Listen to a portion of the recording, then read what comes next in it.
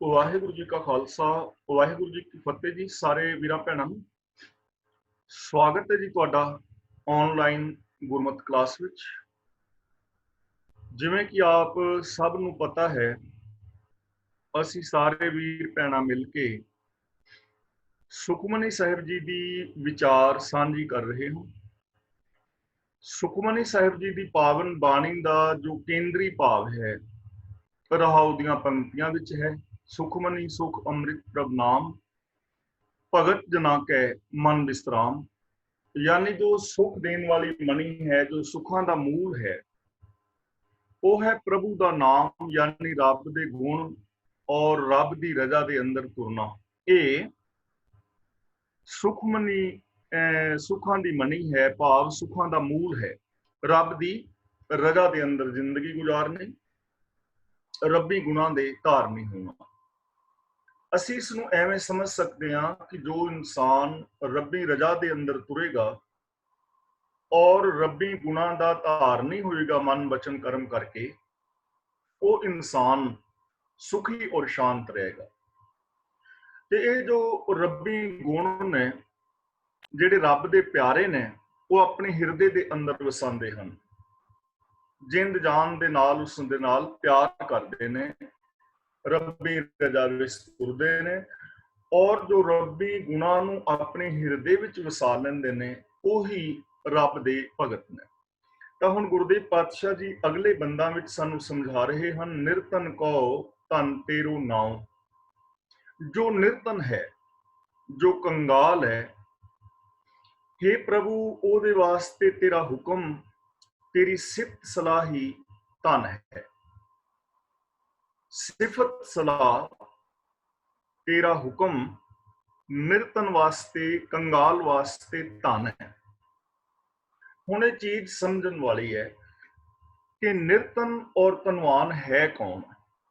गुरुदेव ने पावन बाणी के अंदर वचन किया है, कहो कबीर निर्धन है सोई, जाके हृदय नाम ना हुई। ये चीज़ां समझण वालियां ने।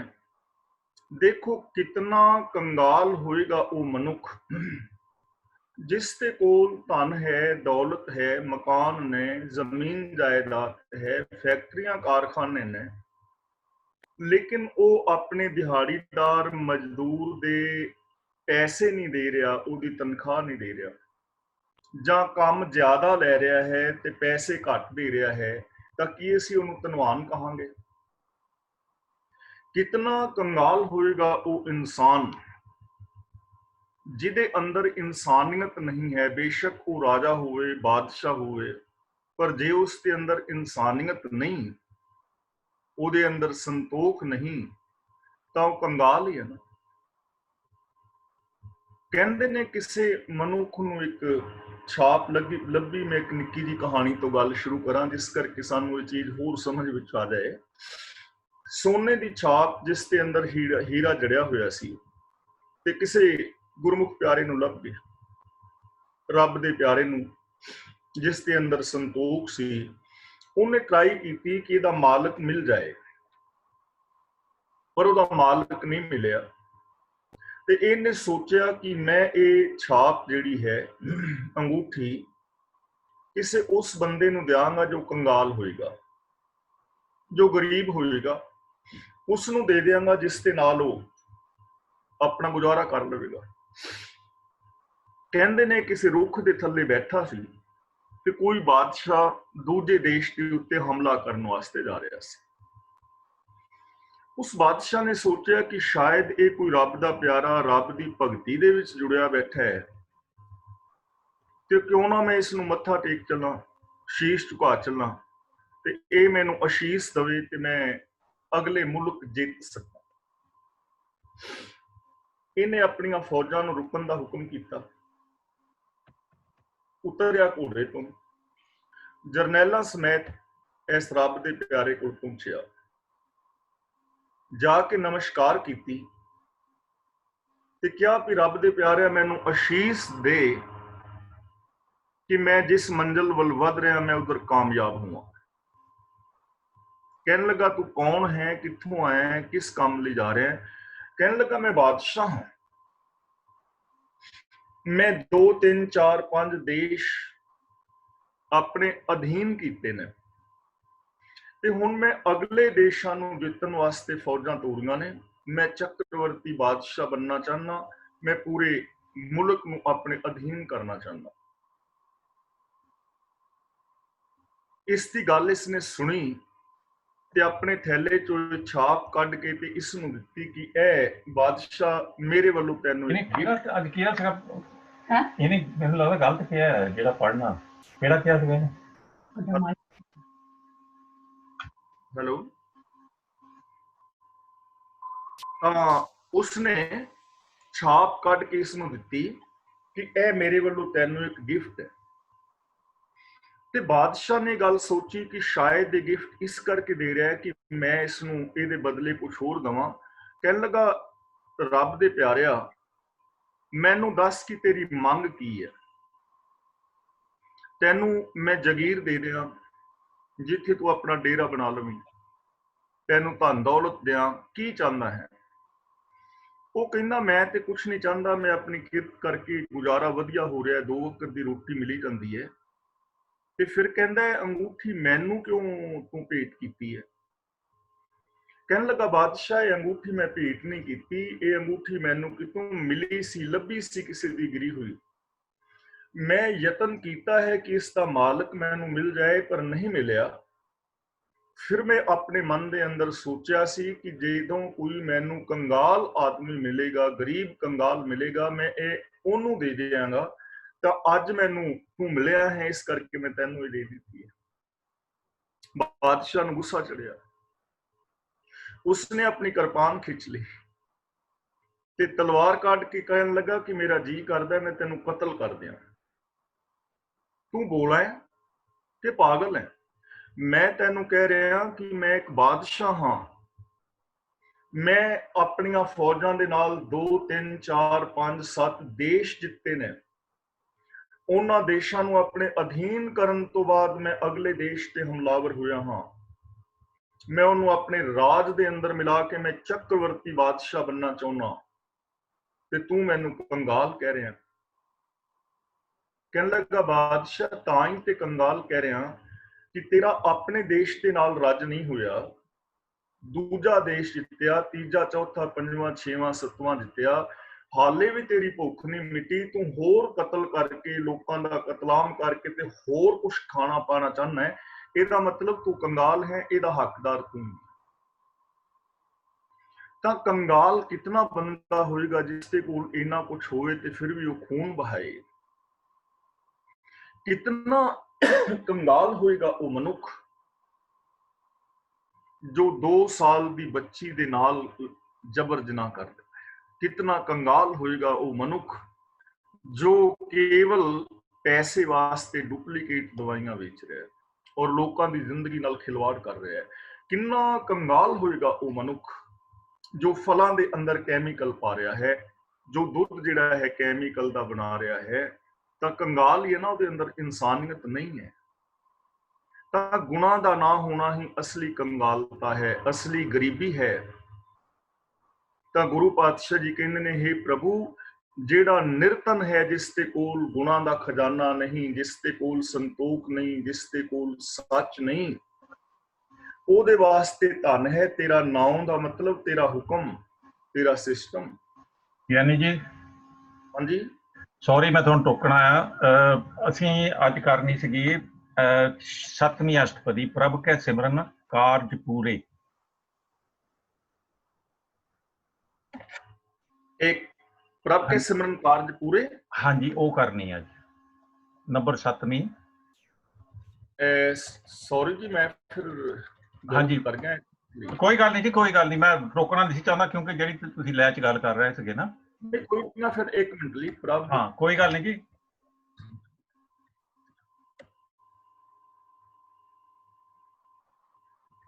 सॉरी, मैं एक मिनट हो कर तो 263 पेज पे है जी पन्ना। कोई ना, मैं एक मिनट वेट कर लेना।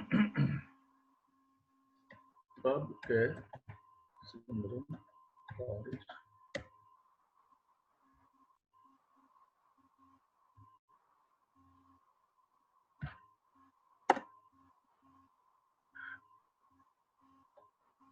अच्छा, प्रभ के कार्य पूरे ये करना सी। ठीक है जी। ठीक है। सॉरी मैं थोड़ा डिस्टर्ब किया, पर नहीं, जिस गल सॉरी ते नहीं, लगे धन्यवाद, सगों तुसीं वो दस दिता, नहीं तो फिर चलो कोई ना। थैंक यू जी, थैंक यू। चलो जी करो। सॉरी जी, मैं थोड़ा जिहड़ा है वो गलत जगह ते चला गया, ते इसलिए फिर कोई नहीं जी, थोड़ी स्पीड मैं बहुत जरा तेज सी ਤੁਸੀਂ ਮੀਲਾਂ ਕਹਾਂ ਲੰਘ ਗਏ ਬੜੀ ਚੰਗੀ ਗੱਲ ਹੈ हाँ ਤਾਂ जी, कोई ना, 1 मिनट में इधर फेसबुक पे लाइव हो जाऊं जरा नाल तो नाल। ठीक है जी, ठीक है।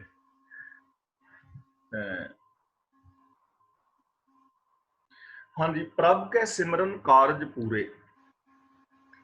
ਤਾਂ ਪ੍ਰਭੂ ਦਾ ਜਦੋਂ ਅਸੀਂ ਸਿਮਰਨ ਕਰਦੇ ਹਾਂ, ਪ੍ਰਭੂ ਦੇ ਸਿਮਰਨ ਰਾਹੀਂ, ਸਿਮਰਨ ਦਾ ਮਤਲਬ ਯਾਦ, ਜੋ ਰੱਬੀ ਰਜ਼ਾ ਦੇ ਅੰਦਰ ਤੁਰਨਾ ਹੈ, ਰੱਬ ਦੇ ਗੁਣ ਜਦੋਂ ਅਸੀਂ ਧਾਰਨ ਕਰਦੇ ਹਾਂ, ਕਾਰਜ ਪੂਰੇ, ਤਾਂ ਪ੍ਰਭੂ ਦੀ ਯਾਦ ਰਾਹੀਂ ਸਾਡੇ ਕਾਰਜ ਪੂਰੇ ਹੋ ਜਾਂਦੇ ਹਨ। ਹੁਣ ਇਹ ਚੀਜ਼ ਸਮਝਣ ਵਾਲੀ ਹੈ ਕਿ ਕਾਰਜ ਪੂਰੇ ਔਰ ਅਧੂਰੇ ਕਿਹਨੂੰ ਕਹਿੰਦੇ। ਕਾਰਜ ਅਸੀਂ ਕੋਈ ਵੀ ਕਰਦੇ ਹਾਂ ਤਾਂ ਕਾਰਜ ਇਸ ਕਰਕੇ ਕਰੀਦਾ ਹੈ ਕਿ ਇਸ ਕੰਮ ਰਾਹੀਂ ਸਾਡੀ ਜ਼ਿੰਦਗੀ ਦੇ ਅੰਦਰ ਖੁਸ਼ੀ ਪੈਦਾ ਹੋਈ, ਤੇ ਜੇ ਉਸ ਕਾਰਜ ਰਾਹੀਂ ਖੁਸ਼ੀ ਪੈਦਾ ਹੋ ਜਾਏ ਤਾਂ ਸਮਝ ਲਓ ਉਹ ਕਾਰਜ ਪੂਰਾ ਹੋ ਗਿਆ। ਤੇ ਜੇ ਉਸ ਕਾਰਜ ਵਿੱਚੋਂ ਮਨ ਵਾਂਛਿਤ ਫਲ ਨਹੀਂ ਮਿਲਿਆ, ਖੁਸ਼ੀ ਪੈਦਾ ਨਹੀਂ ਹੋਈ, ਤਾਂ ਇਹਦਾ ਮਤਲਬ ਉਹ ਕਾਰਜ ਸਫਲ ਨਹੀਂ ਹੋਇਆ, ਉਹ ਕਾਰਜ ਅਧੂਰਾ ਹੀ ਰਿਹਾ। ਸਗੋਂ ਉਸ ਕਾਰਜ ਨੇ ਸਾਡਾ ਟਾਈਮ ਵੀ ਖਰਾਬ ਕੀਤਾ, ਸਾਡਾ ਪੈਸਾ ਵੀ ਖਰਾਬ ਹੋਇਆ, ਸਾਨੂੰ ਮਾਨਸਿਕ ਪਰੇਸ਼ਾਨੀ ਵੀ ਹੋਈ, ਕਿਉਂਕਿ ਅਸੀਂ ਟਾਈਮ ਦਿੱਤਾ, ਆਪਣੀ એનર્ਜੀ ਵੇਸਟ ਕੀਤੀ, ਬਹੁਤ ਸਾਰਾ ਪੈਸਾ ਵਗੈਰਾ ਖਰਚਿਆ, ਲੇਕਿਨ ਜਿਸ ਚੀਜ਼ ਵਾਸਤੇ ਉਹ ਕਾਰਜ ਕੀਤਾ ਸੀ ਉਹ ਫਲ ਨਿਕਲਿਆ ਨਹੀਂ। ਮਿਸਾਲ ਵਜੋਂ ਕਿਸੇ ਨੇ ਆਪਣੀ ਜ਼ਮੀਨ ਦੇ ਅੰਦਰ ਝੋਨਾ ਬੀਜਿਆ, ਝੋਨਾ ਲੱਗਿਆ, ਝੋਨਾ ਉੱਗਿਆ, ਵਧਿਆ, ਫੁੱਲਿਆ, ਲੇਕਿਨ ਉਹਦੇ ਅੰਦਰ ਸਿੱਟੇ ਵੀ ਨਿਕਲੇ, ਪਰ ਉਸ ਸਿੱਟਿਆਂ ਦੇ ਅੰਦਰ ਬੀਜ ਨਹੀਂ ਪਏ, ਚੌਲ ਨਹੀਂ ਬਣੇ, ਉਹਨੂੰ ਕਹਿੰਦੇ ਨੇ ਫਸਲ ਅਫਲ ਗਈ। ਤਾਂ ਝੋਨਾ ਬੀਜਿਆ ਤੇ ਇਸ ਕਰਕੇ ਸੀ ਕਿ ਉਸ ਝੋਨੇ ਵਿੱਚੋਂ ਚੌਲ ਨਿਕਲਣਗੇ, ਜਿਹਦੇ ਨਾਲ ਕੁਝ 4 ਪੈਸੇ ਆਉਣਗੇ, ਘਰ ਦਾ ਕਾਰਜ ਚੱਲੇਗਾ। ਹੁਣ ਕੰਮ ਤੇ ਕੀਤਾ, ਟਾਈਮ ਉਤਨਾ ਹੀ ਲੱਗਿਆ, ਖਰਚਾ ਓਨਾ ਹੀ ਹੋਇਆ, ਖਾਦ ਵੀ, ਬਿਜਲੀ ਵੀ, ਪਾਣੀ ਵੀ, ਮਿਹਨਤ ਵੀ, ਲੇਕਿਨ ਅੰਦਰ ਦਾਣੇ ਨਹੀਂ ਪਏ, ਤਾਂ ਕਾਰਜ ਹੋ ਗਿਆ ਅਫਲ। ਤੇ ਦੂਜੇ ਬੰਦੇ ਨੇ ਝੋਨਾ ਬੀਜਿਆ, ਉਸ ਤੇ ਝੋਨੇ ਦੇ ਵਿੱਚੋਂ ਫਲ ਨਿਕਲਿਆ, ਉਹ ਕਾਰਜ ਹੋ ਗਿਆ ਸੰਪੂਰਨ। ਅਸੀਂ ਦੇਖਦੇ ਹਾਂ ਜ਼ਿੰਦਗੀ ਦੇ ਅੰਦਰ, ਅਸੀਂ ਕੰਮ ਕਰਦੇ ਹਾਂ, ਫਾਰ ਐਗਜ਼ਾਮਪਲ ਅਸੀਂ ਸ਼ਾਦੀ ਕਰਾਈ, ਵਿਆਹ ਤੇ ਇਸ ਕਰਕੇ ਕਰਾਇਆ ਸੀ ਕਿ ਪਤੀ ਪਤਨੀ ਸੁੱਖ ਦੇ ਨਾਲ, ਚੈਨ ਦੇ ਨਾਲ ਜ਼ਿੰਦਗੀ ਬਿਤਾਵਾਂਗੇ, ਅੱਗੋਂ ਸਾਡੀ ਔਲਾਦ ਹੋਏਗੀ, ਉਹ ਮਿਹਨਤ ਕਰਨਗੇ, ਔਰ ਅੱਗੋਂ ਸਾਡੀ ਪੀੜ੍ਹੀ ਚੱਲੇਗੀ, ਜਾਂ ਜੋ ਵੀ ਕਿਸੇ ਦਾ ਗੋਲ ਸੀ। ਹੁਣ ਵਿਆਹ ਤੇ ਕਰਾਇਆ ਇਸ ਕਰਕੇ ਕਿ ਖੁਸ਼ੀ ਦੇ ਨਾਲ ਰਹਾਂਗੇ, ਲੇਕਿਨ ਦਿਨ 4 ਨਹੀਂ ਲੰਘੇ, ਹੁਣ ਪਤੀ ਪਤਨੀ ਦੀ ਆਪਸ ਦੇ ਵਿੱਚ ਬਣ ਨਹੀਂ ਹੈ, ਹਰ ਟਾਈਮ ਕਲ ਹੈ, ਤਾਂ ਕਾਰਜ ਪੂਰਾ ਨਾ ਹੋਇਆ। ਜਿਸ ਕਾਰਜ ਦੇ ਵਿੱਚੋਂ ਸੁੱਖ ਪੈਦਾ ਨਾ ਹੋਏ, ਉਹ ਕਾਰਜ ਪੂਰਾ ਨਹੀਂ ਹੁੰਦਾ। ਗੁਰੂ ਜੀ ਕਹਿੰਦੇ ਨੇ, ਜੇ ਰੱਬ ਦੇ ਹੁਕਮ ਦੇ ਅੰਦਰ ਜ਼ਿੰਦਗੀ ਗੁਜ਼ਾਰੀ ਜਾਏ, ਰੱਬੀ ਗੁਣਾਂ ਦੇ ਧਾਰਨੀ ਹੋਇਆ ਜਾਏ, ਤਾਂ ਫਿਰ ਸਾਡੇ ਕਾਰਜ ਪੂਰੇ ਹੋ ਜਾਂਦੇ ਨੇ, ਅਧੂਰੇ ਨਹੀਂ ਹੁੰਦੇ। ਉਹਨਾਂ ਕਾਰਜਾਂ ਦੇ ਵਿੱਚੋਂ ਸੁੱਖ ਉਪਜਦਾ ਹੈ। ਕਿਉਂ ਉਪਜਦਾ ਹੈ? ਕਿਉਂਕਿ ਉਹਨਾਂ ਕਾਰਜਾਂ ਦਾ ਜੋ ਬੇਸ ਹੈ ਉਹ ਸੱਚ ਹੈ, ਸੰਤੋਖ ਹੈ, ਦਇਆ ਹੈ, ਔਰ ਉਹ ਕਿਸੇ ਸਿਸਟਮ ਦੇ ਅੰਦਰ ਕੀਤੇ ਜਾ ਰਹੇ ਨੇ। ਉਹ ਕਾਰਜ ਉਸ ਪੂਰੀ ਦੀ ਪੂਰੀ ਰਿਕੁਆਇਰਮੈਂਟ ਨੂੰ ਪੂਰਾ ਕਰ ਰਹੇ ਨੇ, ਇਸ ਕਰਕੇ ਉਹਨਾਂ ਦੇ ਅੰਦਰੋਂ ਸੁੱਖ ਉਪਜਦਾ ਹੈ। ਤਾਂ ਸਾਡੀ ਜ਼ਿੰਦਗੀ ਦਾ ਜੋ ਕਾਰਜ ਹੈ ਇਹ ਪੂਰਾ ਹੋ ਸਕਦਾ ਹੈ, ਅਸੀਂ ਸਚਿਆਰ ਹੋ ਸਕਦੇ ਹਾਂ, ਜੇ ਰੱਬੀ ਰਜ਼ਾ ਦੇ ਅੰਦਰ ਤੁਰੀਏ, ਰੱਬੀ ਗੁਣਾਂ ਨੂੰ ਆਪਣੀ ਜ਼ਿੰਦਗੀ ਦਾ ਬੇਸ ਬਣਾਈਏ। ਜੋ ਮੂਲ ਮੰਤਰ ਦੇ ਅੰਦਰ ਗੁਰਦੇਵ ਨੇ ਗੁਣ ਬਖਸ਼ਿਸ਼ ਕੀਤੇ ਨੇ, ਉਹਨਾਂ ਗੁਣਾਂ ਦੇ ਧਾਰਨੀ ਹੋਈਏ, ਤਾਂ ਸਾਡੇ ਜੀਵਨ ਦਾ ਜੋ ਕਾਰਜ ਹੈ ਸਚਿਆਰ ਹੋਣ ਵਾਲਾ, ਉਹ ਜਿਹੜਾ ਹੈ ਬਿਲਕੁਲ ਪੂਰਾ ਹੋ ਸਕਦਾ ਹੈ। ਸਾਡੇ ਜੀਵਨ ਦੇ ਅੰਦਰੋਂ ਸੁੱਖ ਸ਼ਾਂਤੀ ਉਪਜ ਸਕਦੀ ਹੈ। ਸਾਡੇ ਰਿਸ਼ਤੇ ਨਾਤੇ, ਸਾਡਾ ਵਪਾਰ, ਸਾਡੀ ਦੁਕਾਨ, ਸਾਡਾ ਖੇਤੀਬਾੜੀ ਜਾਂ ਜੋ ਵੀ ਅਸੀਂ ਜ਼ਿੰਦਗੀ ਜੀ ਰਹੇ ਹਾਂ, ਇਹਦੇ ਵਿੱਚੋਂ ਸੁੱਖ ਉਪਜ ਸਕਦੇ ਨੇ। ਜਿਵੇਂ ਗੁਰਦੇਵ ਨੇ ਇੱਕ ਸ਼ਬਦ ਦੇ ਅੰਦਰ ਸਾਨੂੰ ਗਾਈਡੈਂਸ ਦਿੱਤੀ ਹੈ, ਉਪਦੇਸ਼ ਕੀਤਾ ਹੈ, ਮਨ ਹਾਲੀ ਕਿਰਸਾਣੀ ਕਰਨੀ ਸਰਮ ਪਾਣੀ ਤਨ ਖੇਤ, ਨਾਮ ਬੀਜ ਸੰਤੋਖ ਸੁਹਾਗਾ ਰੱਖ ਗਰੀਬੀ ਵੇਸ਼, ਭਾਉ ਕਰਮ ਕਰ ਜਮਸੀ ਸੇ ਕਰ ਪਾਗਟ ਦੇਖ। ਇਸ ਪਾਵਨ ਸ਼ਬਦ ਦੇ ਅੰਦਰ ਕਿੰਨਾ ਸੁੰਦਰ ਸਾਨੂੰ ਉਪਦੇਸ਼ ਕੀਤਾ ਹੈ। ਅਗਲਾ ਬਚਨ ਕਰਦੇ ਨੇ, ਪ੍ਰਭ ਕੈ ਸਿਮਰਨ ਕਬਹੂ ਨਾ ਝੂਰੇ। ਪ੍ਰਭ ਕੈ ਸਿਮਰਨ ਦਾ ਮਤਲਬ ਰੱਬ ਦੀ ਯਾਦ ਵਿੱਚ ਰਹਾਂ, ਰੱਬੀ ਗੁਣਾਂ ਨੂੰ ਆਪਣੇ ਜੀਵਨ ਵਿੱਚ ਵਸਾਇਆ, ਰੱਬ ਦੀ ਰਜ਼ਾ ਮੁਤਾਬਕ ਜ਼ਿੰਦਗੀ ਜੀਵਿਆ। ਜੇ ਸਾਡੀ ਯਾਦ ਅੰਦਰ ਰੱਬੀ ਗੁਣ ਹੋਣ, ਸਤ ਸੰਤੋਖ ਦਇਆ ਧਰਮ ਸਚਾਈ ਨਿਰਭੈਤਾ ਨਿਰਵੈਰਤਾ, ਜੇ ਇਹਨਾਂ ਗੁਣਾਂ ਨੂੰ ਬੇਸ ਬਣਾ ਕੇ ਅਸੀਂ ਜ਼ਿੰਦਗੀ ਜੀਵੀਏ, ਰੱਬ ਦੀ ਰਜ਼ਾ ਦੇ ਅੰਦਰ ਕੋਈ ਬੰਦਾ ਜ਼ਿੰਦਗੀ ਜੀਵੇ ਤਾਂ ਕਬਹੂ ਨਾ ਝੂਰੇ। ਫਿਰ ਜ਼ਿੰਦਗੀ ਦੇ ਅੰਦਰ ਬੰਦਾ ਚਿੰਤਾ ਦੇ ਵਸ ਨਹੀਂ ਪੈਂਦਾ, ਫਿਰ ਬੰਦਾ ਝੂਰਦਾ ਨਹੀਂ, ਫਿਰ ਉਹਨੂੰ ਜੀਵਨ ਵਿੱਚ ਕਦੇ ਪਛਤਾਵਾ ਨਹੀਂ ਹੁੰਦਾ, ਕਿਉਂਕਿ ਚੰਗੇ ਕੰਮਾਂ ਦਾ ਰਿਜ਼ਲਟ ਚੰਗਾ ਨਿਕਲੇਗਾ। ਤੇ ਜਦੋਂ ਚੰਗੇ ਕੰਮਾਂ ਦਾ ਰਿਜ਼ਲਟ ਚੰਗਾ ਨਿਕਲੇਗਾ ਤਾਂ ਫਿਰ ਸਾਨੂੰ ਪਛਤਾਵਾ ਨਹੀਂ ਨਾ ਹੋਏਗਾ। ਸਾਡੇ ਬੱਚੇ ਚੰਗੇ ਹੋਣ, ਸਾਡਾ ਪਤੀ ਪਤਨੀ ਦਾ ਮਿਲਾਪ ਤਾਲਮੇਲ ਪਰਸਪਰ ਚੰਗਾ ਹੋਵੇ, ਰਿਸ਼ਤੇਦਾਰਾਂ ਨਾਲ ਸਾਡਾ ਪਿਆਰ ਮੁਹੱਬਤ ਹੋਵੇ, ਔਰ ਜਿਹੜੇ ਕਾਰੋਬਾਰ ਹੈ ਉਹ ਅਸੀਂ ਇਮਾਨਦਾਰੀ ਨਾਲ ਕਰਦੇ ਹੋਈਏ, ਉਹਦੇ ਵਿੱਚੋਂ ਸਾਡੀ ਜ਼ਿੰਦਗੀ ਵਿੱਚ ਸੁੱਖ ਪੈਦਾ ਹੋਣ, ਤਾਂ ਸਾਨੂੰ ਪਛਤਾਵਾ ਥੋੜਾ ਹੋਏਗਾ ਵੀ ਅਸੀਂ ਚੰਗਾ ਕੰਮ ਕਿਉਂ ਕੀਤਾ, ਸਗੋਂ ਸਾਨੂੰ ਖੁਸ਼ੀ ਹੋਏਗੀ, ਪਛਤਾਵਾ ਨਹੀਂ ਹੋਏਗਾ। ਪਛਤਾਵਾ ਤਾਂ ਹੋਣਾ ਹੈ ਜੇ ਅਸੀਂ ਜ਼ਿੰਦਗੀ ਵਿੱਚ ਕੋਈ ਗਲਤ ਫੈਸਲਾ ਕਰ ਲਈਏ, ਉਹਦਾ ਰਿਜ਼ਲਟ ਗਲਤ ਨਿਕਲੇਗਾ, ਦੁੱਖ ਚਿੰਤਾ, ਫਿਰ ਸਾਨੂੰ ਪਛਤਾਵਾ ਹੋਏਗਾ ਕਿ ਮੈਂ ਇਹ ਕੰਮ, ਕਾਸ਼ ਮੈਂ ਇਹ ਕੰਮ ਨਾ ਕਰਦਾ, ਕਾਸ਼ ਮੈਂ ਇਹ ਕੰਮ ਨਾ ਕਰਦਾ ਤਾਂ ਅੱਜ ਮੇਰਾ ਹਾਲਾਤ ਇਹ ਨਹੀਂ ਸੀ। ਇਸ ਲਈ ਗੁਰੂ ਜੀ ਕਹਿੰਦੇ ਨੇ, ਜੇ ਰੱਬ ਦੀ ਯਾਦ ਵਿੱਚ ਜੀਵੋਗੇ, ਰੱਬੀ ਗੁਣਾਂ ਨੂੰ ਆਪਣੇ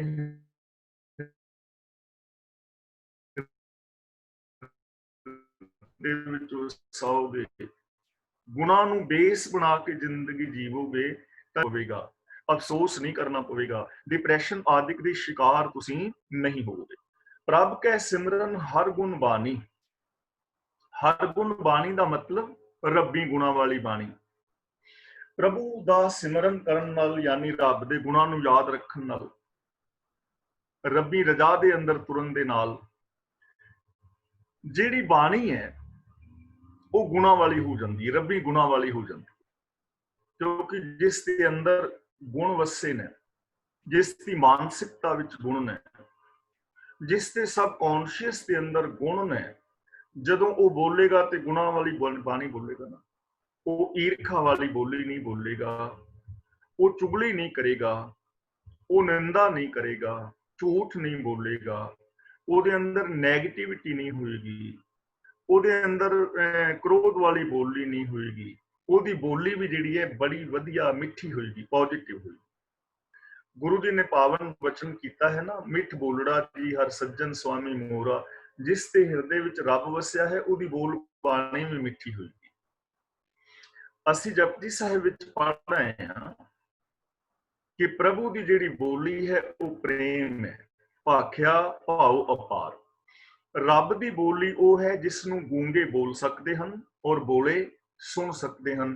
ਪ੍ਰੇਮ ਦੀ ਭਾਸ਼ਾ ਨੂੰ ਗੂੰਗੇ ਵੀ ਬੋਲਦੇ ਨੇ ਔਰ ਪ੍ਰੇਮ ਦੇ ਇਸ਼ਾਰਿਆਂ ਨੂੰ ਬੋਲੇ ਵੀ ਸੁਣਦੇ ਨੇ, ਯਾਨੀ ਸਮਝਦੇ ਨੇ। ਇਸ ਲਈ ਉਹਨਾਂ ਦੀ ਬੋਲੀ ਪ੍ਰੇਮ ਵਾਲੀ ਹੋਏਗੀ। ਤੇ ਗੁਰਦੇਵ ਨੇ ਪਾਵਨ ਬਾਣੀ ਵਿੱਚ ਬਚਨ ਕੀਤਾ ਹੈ ਕਿ ਪਿਆਰਿਆ, ਜੇ ਤੂੰ ਰੱਬ ਦੇ ਨਾਲ ਮਿਲਣਾ ਚਾਹੁੰਦਾ ਹੈ ਤਾਂ ਫਿਰ ਕੋਈ ਐਸਾ ਬੋਲ ਨਾ ਬੋਲ ਜਿਸ ਦੇ ਨਾਲ ਕਿਸੇ ਦਾ ਦਿਲ ਦੁਖੇ। ਜੇ ਤਉ ਪ੍ਰਿਆ ਦੀ ਸਿੱਖ ਹਿਆਉ ਨਾ ਠਾਹੇ ਕਹੀਦਾ। ਤਾਂ ਇਸ ਲਈ ਅਸੀਂ ਰੱਬ ਦੀ ਯਾਦ ਵਿੱਚ ਜੁੜੇ ਹਾਂ ਜਾਂ ਨਹੀਂ ਜੁੜੇ, ਇਹਨੂੰ ਸਮਝਣ ਵਾਸਤੇ ਆਪਣੀ ਬੋਲੀ ਵੱਲ ਧਿਆਨ ਦਿਓ ਕਿ ਸਾਡੀ ਬੋਲੀ ਕੈਸੀ ਹੈ, ਕਿ ਸਾਡੀ ਬੋਲੀ ਵਿੱਚ ਪਰਉਪਕਾਰ ਦੀ ਭਾਵਨਾ ਹੈ, ਕਿ ਸਾਡੀ ਬੋਲੀ ਵਿੱਚ ਮਿਠਾਸ ਹੈ, ਸਾਡੀ ਬੋਲ ਬਾਣੀ ਨੂੰ ਸੁਣ ਕੇ ਕਿਸੇ ਨੂੰ ਸੁੱਖ ਮਿਲਦਾ ਹੈ, ਕਿਸੇ ਨੂੰ ਖੁਸ਼ੀ ਹੁੰਦੀ ਹੈ, ਕਿਸੇ ਦੇ ਅੰਦਰ ਪੋਜ਼ਿਟਿਵਿਟੀ ਆਉਂਦੀ ਹੈ, ਕਿਸੇ ਦੇ ਅੰਦਰ ਜੀਵਨ ਦੀ ਆਸ਼ਾ ਪੈਦਾ ਹੁੰਦੀ ਹੈ। ਅਗਲਾ ਬਚਨ ਗੁਰਦੇਵ ਕਰਦੇ ਨੇ, ਪ੍ਰਭ ਕੈ ਸਿਮਰਨ ਸਹਿਜ ਸਮਾਨੀ। ਸਮਾਨੀ ਦਾ ਮਤਲਬ ਸਮਾ ਜਾਣਾ, ਲੀਨ ਹੋ ਜਾਣਾ। ਸਹਿਜ ਦਾ ਮਤਲਬ ਸਹਿਜ ਵਿੱਚ, ਯਾਨੀ ਮਨ ਬਚਨ ਔਰ ਕਰਮ ਦੀ ਇਕਸਾਰਤਾ ਦਾ ਨਾਮ ਸਹਿਜ ਹੈ। ਸਿਮਰਨ ਦੇ ਨੰਨੇ ਨਾਲ ਸਿਹਾਰੀ ਹੈ। ਸਿਮਰਨ ਦੁਆਰਾ, ਯਾਦ ਦੁਆਰਾ, ਯਾਦ ਵਿੱਚ ਟਿਕਿਆ।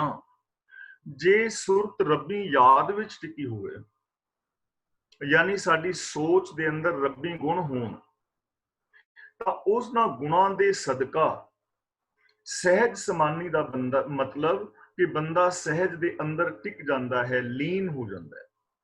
ਤੇ ਸਹਿਜ ਕੀ ਹੈ? ਸਹਿਜ ਦਾ ਮਤਲਬ ਐਵੇਂ ਕਰਕੇ ਬਹਿ ਜਾਣਾ ਨਹੀਂ ਹੈ।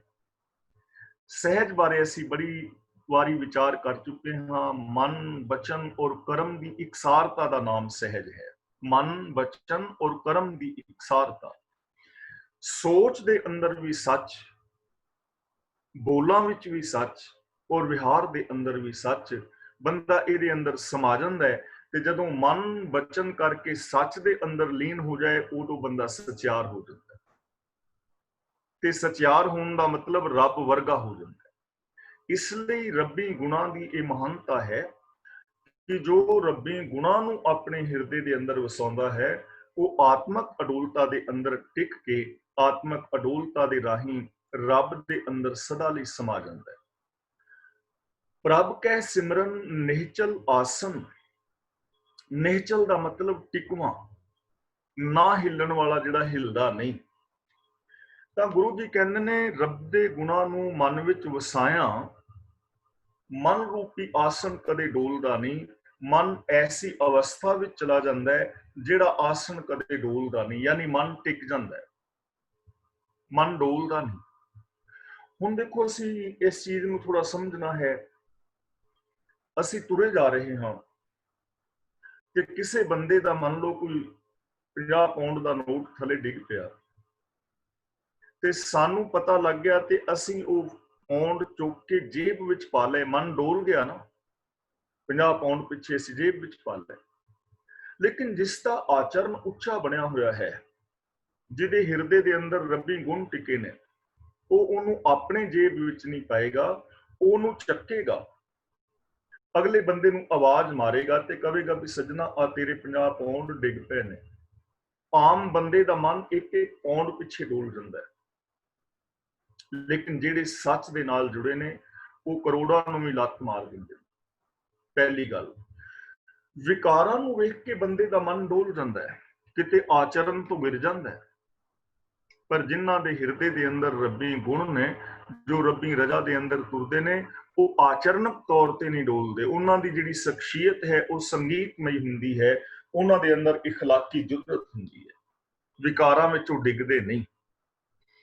ਦੂਜੀ ਗੱਲ, ਕਈ ਵਾਰ ਬੰਦਾ ਹੁੰਦਾ ਹੈ ਕਿ ਸੱਚ ਬੋਲਣ ਤੋਂ ਡੋਲ ਜਾਂਦਾ ਹੈ, ਕੋਈ 4 ਬੰਦੇ ਅੱਗੇ ਨੇ, ਪਤਾ ਹੈ ਇਹਨਾਂ ਨੇ ਮਾਰ ਦੇਣਾ, ਲੇਕਿਨ ਜਿਹਦੇ ਅੰਦਰ ਰੱਬੀ ਗੁਣ ਟਿਕੇ ਨੇ, ਉਹ ਫਿਰ ਉਸ ਮੌਤ ਤੋਂ ਵੀ ਨਹੀਂ ਘਾਬਰਦਾ, ਸੱਚ ਦੇ ਉੱਤੇ ਅੜਿਆ ਰਹਿੰਦਾ। ਭਾਵੇਂ 10 ਲੱਖ ਦਾ ਘੇਰਾ ਹੋਵੇ, 40 ਸਿੰਘ ਵੀ ਲੜ ਕੇ ਸ਼ਹੀਦ ਹੁੰਦੇ ਨੇ। ਫਿਰ ਉਹ ਆਰੇ ਦੇ ਨਾਲ ਤੇ ਚਿਰ ਜਾਂਦੇ ਨੇ, ਲੇਕਿਨ ਡੋਲਦੇ ਨਹੀਂ। ਫਿਰ ਉਹਨਾਂ ਨੂੰ ਚਰਖੜੀ ਤੇ ਚੜਾ ਕੇ ਟੂੰਬੇ ਟੂੰਬੇ ਕਰਕੇ ਉਡਾ ਦਿੱਤਾ ਜਾਂਦਾ ਹੈ, ਲੇਕਿਨ ਉਹ ਡੋਲਦੇ ਨਹੀਂ। ਮਨ ਬਚਨ ਕਰਮ ਕਰਕੇ ਕਦੇ ਵੀ ਉਹਨਾਂ ਦਾ ਆਸਨ ਡੋਲਦਾ ਨਹੀਂ ਹੈ, ਉਹਨਾਂ ਦਾ ਮਨ ਟਿਕਾਵ ਵਿੱਚ ਆ ਜਾਂਦਾ ਹੈ। ਤੇ ਉਹ ਲੋਕ ਹੀ ਜਿੱਤ ਹਾਸਲ ਕਰਦੇ ਨੇ, ਉਹੀ ਰੱਬੀ ਰਜ਼ਾ ਦੇ ਅੰਦਰ ਸਮਾਉਂਦੇ ਨੇ। ਐਸੇ ਲੋਕਾਂ ਨੂੰ ਹੀ ਫਿਰ ਮਾਨ, ਆਦਰ ਔਰ ਸਤਿਕਾਰ ਮਿਲਦਾ ਹੈ। ਐਸੇ ਲੋਕਾਂ ਦੇ ਅੰਦਰ ਹੀ ਜ਼ਮੀਰ ਔਰ ਇਨਸਾਨੀਅਤ ਜਿੰਦਾ ਹੁੰਦੀ ਹੈ। ਉਹ ਹੀ ਸੰਸਾਰ ਔਰ ਸਮਾਜ ਵਾਸਤੇ ਕੁਛ ਨਵਾਂ ਕਰ ਗੁਜ਼ਰਦੇ। ਇਸ ਲਈ ਰੱਬੀ ਗੁਣਾਂ ਨੂੰ ਆਪਣੇ ਹਿਰਦੇ ਵਿੱਚ ਵਸਾਉਣ ਦੇ ਨਾਲ, ਰੱਬੀ ਰਜ਼ਾ ਦੇ ਅੰਦਰ ਤੁਰਨ ਦੇ ਨਾਲ ਮਨ ਟਿਕਾਵ ਵਿੱਚ ਆ ਜਾਂਦਾ ਹੈ, ਮਨ ਵਿੱਚ ਵਿਸ਼ਵਾਸ ਆ ਜਾਂਦਾ ਹੈ ਕਿ ਰੱਬੀ ਰਜ਼ਾ ਤੋਂ ਉਲਟ ਇਸ ਦੁਨੀਆ ਵਿੱਚ ਕੁਝ ਨਹੀਂ ਕੀਤਾ ਜਾ ਸਕਦਾ। ਇਸ ਤਰ੍ਹਾਂ ਉਹ ਅਡੋਲ ਮਨ ਦੇ ਨਾਲ ਆਪਣੇ ਜੀਵਨ ਦੀ ਮੰਜ਼ਿਲ ਵੱਲ ਵੱਧਦੇ ਚਲੇ ਜਾਂਦੇ ਨੇ। ਪ੍ਰਭ ਕੈ ਸਿਮਰਨ ਕਮਲ ਬਿਗਾਸਨ। ਰੱਬੀ ਯਾਦ, ਜਦੋਂ ਰੱਬੀ ਗੁਣਾਂ ਨੂੰ ਕੋਈ ਆਪਣੇ ਹਿਰਦੇ ਵਿੱਚ ਵਸਾਉਂਦਾ ਹੈ, ਤਾਂ ਕਮਲ ਬਿਗਾਸਨ ਦਾ ਮਤਲਬ ਕੌਲ ਫੁੱਲ, ਜਿਹੜਾ ਉਹਨਾਂ ਦਾ ਅੰਦਰਲਾ ਹਿਰਦਾ ਹੈ, ਕਮਲ ਫੁੱਲ ਦੀ ਤਰ੍ਹਾਂ ਖਿੜਿਆ ਰਹਿੰਦਾ ਹੈ। ਦੇਖੋ, ਸਾਡਾ ਹਿਰਦਾ, ਸਾਡੀ ਸੋਚ, ਸਾਡਾ ਮਨ ਕਿਸੇ ਦਾ ਮਨ ਖਿੜਿਆ ਹੋਇਆ ਹੈ ਤੇ ਕਿਸੇ ਦਾ ਮਨ ਮੁਰਝਾਇਆ ਹੋਇਆ ਹੈ। ਮੁਰਝਾਇਆ ਹੋਇਆ ਮਨ, ਉਹਦੇ ਅੰਦਰ ਇਨਫੀਰੀਅਰਿਟੀ ਕੰਪਲੈਕਸ ਆ ਜਾਂਦਾ ਹੈ, ਨੈਗੇਟਿਵਿਟੀ ਆ ਜਾਂਦੀ ਹੈ, ਬੰਦਾ ਡਿਪਰੈਸ਼ਨ ਦਾ ਸ਼ਿਕਾਰ ਹੋ ਜਾਂਦਾ ਹੈ, ਹੀਨ ਭਾਵਨਾ ਦਾ ਸ਼ਿਕਾਰ ਹੋ ਜਾਂਦਾ ਹੈ, ਚਿੰਤਾਵਾਂ ਦੇ ਅੰਦਰ ਗਰਸਿਆ ਰਹਿੰਦਾ ਹੈ। ਰੱਬੀ ਯਾਦ ਦੇ ਨਾਲੋਂ ਟੁੱਟਿਆ ਹੋਇਆ ਬੰਦਾ ਕਈ ਵਾਰ ਹੰਕਾਰੀ ਹੋ ਜਾਂਦਾ ਹੈ ਤੇ ਉਹਦੇ ਅੰਦਰ ਹੰਕਾਰ ਦਾ ਕੰਡਾ ਚੁਭਦਾ ਰਹਿੰਦਾ ਹੈ। ਉਹ ਕਦੇ ਵੀ ਇਸ ਜੀਵਨ ਦਾ ਆਨੰਦ ਨਹੀਂ ਮਾਣਦਾ। ਜਿਵੇਂ ਜਿਵੇਂ ਹੰਕਾਰ ਨੂੰ ਲੈ ਕੇ ਚੱਲਦਾ ਹੈ ਤਿਵੇਂ ਤਿਵੇਂ ਦੁੱਖ ਪਾਉਂਦਾ ਹੈ। ਜਿਉਂ ਜਿਉਂ ਚਲੇ ਚੁਭੈ ਦੁੱਖ ਪਾਵੇਂ, ਜਮਕਾਲ ਸਹਿ ਸਿਰ ਗੰਦਾ ਹੈ। ਲੇਕਿਨ ਜਿਨ੍ਹਾਂ ਦੀ ਸੋਚ ਦੇ ਅੰਦਰ ਰੱਬ ਦੇ ਗੁਣ ਟਿਕੇ ਨੇ, ਉਹਨਾਂ ਦਾ ਹਿਰਦਾ ਕਮਲ ਦੀ ਤਰ੍ਹਾਂ ਖਿੜਿਆ ਰਹਿੰਦਾ ਹੈ। ਹੁਣ ਇਹ ਨਿਸ਼ਾਨੀ ਹੈ ਕਿ ਅਸੀਂ ਰੱਬ ਦੇ ਨਾਲ, ਗੁਰੂ ਦੇ ਨਾਲ ਜੁੜੇ ਹਾਂ ਜਾਂ ਨਹੀਂ ਜੁੜੇ। ਇਹ ਆਪਣੇ ਆਪ ਨੂੰ ਪਰਖਣ ਵਾਸਤੇ ਹਰ ਪੰਕਤੀ ਸਾਨੂੰ ਆਪਣੀ ਪਰਖ ਕਰਨ ਦਾ ਢੰਗ ਦੱਸ ਰਹੀ ਹੈ। ਕਮਲ ਦੇਖੋ, ਕਮਲ ਦਾ ਫੁੱਲ ਪਾਣੀ ਵਿੱਚ ਹੈ, ਚਿੱਕੜ ਵਿੱਚ ਹੈ। ਨਾ ਤੇ ਉਹ ਚਿੱਕੜ ਨਾਲ ਗੰਦਾ ਹੁੰਦਾ ਹੈ ਤੇ ਨਾ ਉਹ ਪਾਣੀ ਦੇ ਵਿੱਚ ਡੁੱਬਦਾ ਹੈ। ਪਾਣੀ ਦੀਆਂ ਲਹਿਰਾਂ ਆਉਂਦੀਆਂ ਨੇ, ਉਹਨੂੰ ਪਛਾੜੇ ਮਾਰਦੀਆਂ ਨੇ, ਪਰ ਕਮਲ ਦਾ ਫੁੱਲ ਅਲੇਪ ਹੈ। ਇਸੇ ਤਰ੍ਹਾਂ ਜਿਹੜੇ ਰੱਬੀ ਯਾਦ ਦੇ ਅੰਦਰ ਜੁੜੇ ਨੇ, ਉਹ ਇਸ ਦੁਨੀਆ ਵਿੱਚ ਦੁੱਖਾਂ ਔਰ ਸੁੱਖਾਂ ਦੀਆਂ ਪਛਾੜਾਂ ਉਹਨਾਂ ਨੂੰ ਵੀ ਵੱਜਦੀਆਂ ਨੇ, ਪਰ ਉਹ ਅਲੇਪ ਰਹਿੰਦੇ ਨੇ, ਉਹ ਵਿਕਾਰਾਂ ਵਿੱਚ ਗਰਕ ਨਹੀਂ ਹੁੰਦੇ। ਦੂਜੀ ਗੱਲ, ਕਮਲ ਦੇ ਅੰਦਰ ਕੋਮਲਤਾ ਹੈ ਤੇ ਜਿਹੜੇ ਰੱਬੀ ਯਾਦ ਦੇ ਅੰਦਰ ਜੁੜੇ ਨੇ, ਉਹਨਾਂ ਦਾ ਹਿਰਦਾ ਵੀ ਕਮਲ ਦੇ ਫੁੱਲ ਦੀ ਤਰ੍ਹਾਂ ਕੋਮਲ ਹੁੰਦਾ ਹੈ। ਉਹ ਕਿਸੇ ਦੇ ਦੁੱਖ ਸੁੱਖ ਨੂੰ ਵੇਖ ਕੇ ਉਹਨਾਂ ਦਾ ਹਿਰਦਾ ਪਸੀਜਦਾ ਹੈ। ਉਹਨਾਂ ਦਾ ਹਿਰਦਾ ਪੱਥਰ ਨਹੀਂ ਹੁੰਦਾ ਕਿ ਗੁਆਂਢੀਆਂ ਨੂੰ ਦੁੱਖ ਹੈ ਜਾਂ ਸੰਸਾਰ ਵਿੱਚ, ਸਮਾਜ ਵਿੱਚ ਲੋਕ ਦੁਖੀ ਨੇ ਤੇ ਮੈਂ ਉਹਨਾਂ ਦੀ ਪਰਵਾਹ ਹੀ ਨਾ ਕਰਾਂ। ਜਿਹੜੇ ਦੁਖੀ ਨੇ ਦੁਖੀ ਰਹਿਣ, ਮੈਂ ਉਹਨਾਂ ਦਾ ਕੀ ਕਰਨਾ। ਐਸਾ ਨਹੀਂ ਹੁੰਦਾ। ਉਹਨਾਂ ਦਾ ਹਿਰਦਾ ਨਰਮ ਹੁੰਦਾ ਹੈ, ਕੋਮਲਤਾ ਹੁੰਦੀ ਹੈ। ਉਹ ਕਿਸੇ ਰੋਂਦੇ ਨੂੰ ਵੇਖ ਨਹੀਂ ਸਕਦੇ, ਉਹ ਕਿਸੇ ਡਿੱਗੇ ਨੂੰ ਵੇਖ ਕੇ ਲੰਘਦੇ ਨਹੀਂ, ਉਹ ਕਿਸੇ ਦੇ ਜ਼ਖਮਾਂ ਤੇ ਨਮਕ ਨਹੀਂ ਛਿੜਕਦੇ, ਸਗੋਂ ਗਲੇ ਲਗਾਉਂਦੇ। ਤੀਜੀ ਗੱਲ, ਕਮਲ ਦੇ ਅੰਦਰ ਸੁੰਦਰਤਾ ਹੈ ਤੇ ਜਿਹੜੇ ਰੱਬੀ ਯਾਦ ਵਿੱਚ ਜੁੜੇ ਨੇ, ਉਹਨਾਂ ਦੀ ਮੈਂਟੈਲਿਟੀ, ਮਾਨਸਿਕਤਾ ਸੁੰਦਰ ਹੁੰਦੀ ਹੈ। ਇਹ ਮਨ ਸੁੰਦਰ ਆਪਣਾ, ਹਰ ਨਾਮ ਮਜੀਠੇ ਰੰਗਰੀ। ਉਹਨਾਂ ਦੀ ਸੋਚ ਬੜੀ ਸੋਹਣੀ ਹੁੰਦੀ ਹੈ, ਭਾਈ ਕਨਈਆ ਵਰਗੀ, ਭਗਤ ਪੂਰਨ ਸਿੰਘ ਵਰਗੀ। ਉਹਨਾਂ ਦੀ ਸੋਚ ਬੜੀ ਸੋਹਣੀ ਹੈ, ਪਰਉਪਕਾਰ ਵਾਲੀ, ਦਇਆ ਵਾਲੀ, ਪਿਆਰ ਵਾਲੀ। ਔਰ ਫਿਰ ਕਮਲ ਦੇ ਅੰਦਰ ਰਸ ਹੁੰਦਾ ਹੈ, ਜਿਸ ਰਸ ਨੂੰ ਮਾਣਨ ਵਾਸਤੇ ਭੰਵਰੇ ਉਹਨਾਂ ਦੇ ਚਾਰ ਚੁਫੇਰੇ ਮੰਡਰਾਉਂਦੇ ਨੇ। ਤੇ ਜਿਹੜੇ ਰੱਬੀ ਯਾਦ ਦੇ ਅੰਦਰ ਜੁੜੇ ਨੇ, ਉਹ ਰੱਬੀ ਗੁਣਾਂ ਦਾ ਰਸ ਮਾਣਦੇ ਨੇ। ਉਹਨਾਂ ਦੀ ਜ਼ਬਾਨ ਰਸਮਈ ਹੁੰਦੀ ਹੈ। ਉਹਨਾਂ ਦੇ ਚਾਰ ਚੁਫੇਰੇ ਲੋਕ ਉਹਨਾਂ ਦੇ ਗੁਣਾਂ ਦਾ, ਉਹਨਾਂ ਦੇ ਪਰਉਪਕਾਰ ਦਾ ਆਨੰਦ ਮਾਣਦੇ ਨੇ। ਔਰ ਐਸੇ ਲੋਕਾਂ ਦਾ ਹਿਰਦਾ ਖਿੜਿਆ ਰਹਿੰਦਾ ਹੈ। ਉਹਨਾਂ ਦੇ ਅੰਦਰ ਸ਼ੁੱਧਤਾ ਹੈ, ਉਹਨਾਂ ਦੇ ਅੰਦਰ ਕੋਮਲਤਾ ਹੈ, ਗੁਣਾਂ ਦੀ ਸੁੰਦਰਤਾ ਹੈ, ਉਹਨਾਂ ਦੀ ਬੋਲ ਬਾਣੀ ਦੇ ਅੰਦਰ ਰਸ ਹੈ। ਉਹ ਪੋਜ਼ਿਟਿਵ ਥਿੰਕਿੰਗ ਵਾਲੇ ਨੇ, ਚੜ੍ਹਦੀ ਕਲਾ ਦੇ ਅੰਦਰ ਰਹਿੰਦੇ ਨੇ। ਸੰਸਾਰ ਵਿੱਚ ਰਹਿੰਦਿਆਂ ਮੇਰ ਤੇਰ ਤੋਂ ਵਿਤਕਰਿਆਂ ਤੋਂ ਨਿਰਲੇਪ ਨੇ ਕੌਣ? ਜਿਨ੍ਹਾਂ ਦੇ ਹਿਰਦੇ ਵਿੱਚ ਰੱਬ ਦੀ ਯਾਦ ਹੈ, ਰੱਬ ਦੇ ਗੁਣ ਵਸੇ ਨੇ। ਪ੍ਰਭ ਕੈ ਸਿਮਰਨ ਅਨਹਦ ਚੁਨਕਾਰ। ਚੁਨਕਾਰ ਦਾ ਮਤਲਬ ਰਸੀਲੀ ਮਿੱਠੀ ਆਵਾਜ਼ ਤੇ ਅਨਹਦ ਦਾ ਮਤਲਬ ਲਗਾਤਾਰ। ਹੁਣ ਗੁਰਦੇਵ ਪਾਤਸ਼ਾਹ ਕਹਿੰਦੇ ਨੇ, ਜਿਨ੍ਹਾਂ ਦੇ ਅੰਦਰ ਰੱਬੀ ਗੁਣ ਵਸੇ ਨੇ, ਪ੍ਰਭੂ ਦੇ ਗੁਣਾਂ ਨੂੰ ਅੰਦਰ ਵਸਾਉਣ ਦੇ ਨਾਲ ਉਹਨਾਂ ਦੇ ਅੰਦਰ ਸ਼ੁਭ ਗੁਣਾਂ ਦੀ ਚੁਨਕਾਰ ਲਗਾਤਾਰ ਹੈ, ਰਸੀਲੀ ਮਿੱਠੀ ਆਵਾਜ਼। ਇਹ ਨਹੀਂ ਕਿ ਆਵਾਜ਼ ਟੂੰ ਟੂੰ ਦੀ ਆ ਰਹੀ ਹੈ, ਗੁਣਾਂ ਦੀ ਆਵਾਜ਼, ਬੰਸਰੀ ਦੀ ਆਵਾਜ਼ ਨਹੀਂ। ਉਹਨਾਂ ਦੇ ਅੰਦਰ ਢੋਲਕੀ ਨਹੀਂ ਵੱਜ ਰਹੀ, ਉਹਨਾਂ ਦੇ ਅੰਦਰ ਸ਼ੁਭ ਗੁਣਾਂ ਦੀ ਰਸਦਾਇਕ ਆਵਾਜ਼ ਹੈ ਤੇ ਉਹ ਆਵਾਜ਼ ਅੰਦਰ ਗੂੰਜ ਰਹੀ ਹੈ। ਭਾਵ ਹਰ ਵਕਤ ਉਹਨਾਂ ਦੇ ਅੰਦਰ ਸ਼ੁਭ ਗੁਣਾਂ ਦਾ ਪ੍ਰਭਾਵ ਹੈ। ਜਦੋਂ ਵੀ ਉਹਨਾਂ ਨੂੰ ਬੁਲਾਓਗੇ, ਉਹਨਾਂ ਦੀ ਜ਼ਿੰਦਗੀ ਚੋਂ ਰਸਮਈ ਆਵਾਜ਼ ਆਵੇਗੀ, ਈਰਖਾ ਵਾਲੀ ਨਹੀਂ, ਕ੍ਰੋਧ ਵਾਲੀ ਨਹੀਂ, ਹੰਕਾਰ ਵਾਲੀ ਨਹੀਂ। ਜਦੋਂ ਵੀ ਉਹਨਾਂ ਨੂੰ ਬੁਲਾਓਗੇ, ਉਹਨਾਂ ਦੀ ਜ਼ਿੰਦਗੀ ਚੋਂ ਪਿਆਰ, ਉਹਨਾਂ ਦੇ ਜੀਵਨ ਚੋਂ ਸਕਾਰਾਤਮਕਤਾ, ਚੜ੍ਹਦੀ ਕਲਾ ਦੇ ਬੋਲ, ਉਹਨਾਂ ਦੇ ਅੰਦਰ ਹਮੇਸ਼ਾ ਗੂੰਜ ਰਹੇ ਨੇ ਉਹ ਸ਼ੁਭ ਗੁਣ ਜੋ ਰੱਬੀ ਗੁਣ ਨੇ। ਸੁਖ ਪ੍ਰਭ ਸਿਮਰਨ ਕਾ ਅੰਤ ਨਾ ਪਾਰ। ਸੁਖ ਪ੍ਰਭ ਸਿਮਰਨ ਕਾ ਦਾ ਮਤਲਬ ਜੋ ਰੱਬੀ ਗੁਣ ਨੇ ਉਹਨਾਂ ਨੂੰ ਆਪਣੀ ਯਾਦ ਵਿੱਚ ਵਸਾਇਆ ਜੋ ਸੁਖ ਪੈਦਾ ਹੁੰਦਾ ਹੈ। ਅੰਤ ਨਾ ਪਾਰ ਦਾ ਮਤਲਬ ਉਹਦਾ ਪਾਰ ਨਹੀਂ ਪਾਇਆ ਜਾ ਸਕਦਾ, ਉਹ ਸੁਖ ਨੂੰ ਬਿਆਨ ਨਹੀਂ ਕੀਤਾ ਜਾ ਸਕਦਾ, ਉਹ ਸੁਖ ਦਾ ਕੋਈ ਹੱਦ ਬੰਨਾ ਨਹੀਂ, ਉਹ ਸੁਖ ਕਦੇ ਮੁੱਕਦਾ ਨਹੀਂ। ਕਿਹੜਾ ਸੁਖ? ਜਿਹੜਾ ਰੱਬੀ ਗੁਣਾਂ ਤੋਂ ਪੈਦਾ ਹੋਇਆ ਹੈ।